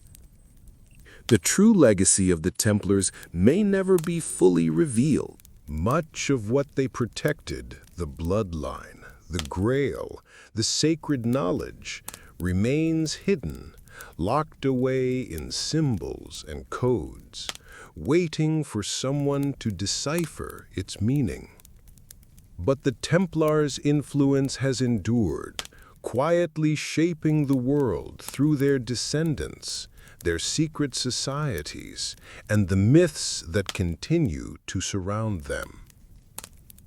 Whether or not the bloodline they protected still exists, its legacy is a reminder that history is never as simple as it seems. The Templars' mission may have been obscured by centuries of revisionism and betrayal, but the core of their story remains the same. They were guardians of a sacred bloodline, entrusted with a mission that transcended the mundane concerns of politics and religion. Their secrets may still be with us today, hidden in plain sight, waiting for the right moment to be revealed. As we conclude this journey into the Templar legacy, we are left with one final question. What happens when the truth about their bloodline, their mission, and their influence is finally uncovered? Could it change everything we know about history, power, and the very nature of divine right? The Templars may have been erased from history, but their secrets are alive, waiting to be discovered. As we reach the end of this journey through the Templar archives, it becomes clear that the story we've uncovered is far from finished. The Templars were not simply knights, nor were they soldiers of faith. They were the keepers of a secret too powerful to be erased by time. Their mission, hidden from the world for centuries, was to protect a bloodline, a legacy that stretches back to the very origins of Christianity itself. But the question remains, what if this bloodline still exists today, quietly influencing the world from behind the scenes? The Templars' fall may have been orchestrated, their wealth seized, their order disbanded, but the secrets they protected did not vanish. They were buried, hidden, woven into the very fabric of history, passed down in codes, symbols, and secret societies. Perhaps, just perhaps, the bloodline they protected is still alive today, carried on by descendants who walk in the shadows, unaware of their true heritage.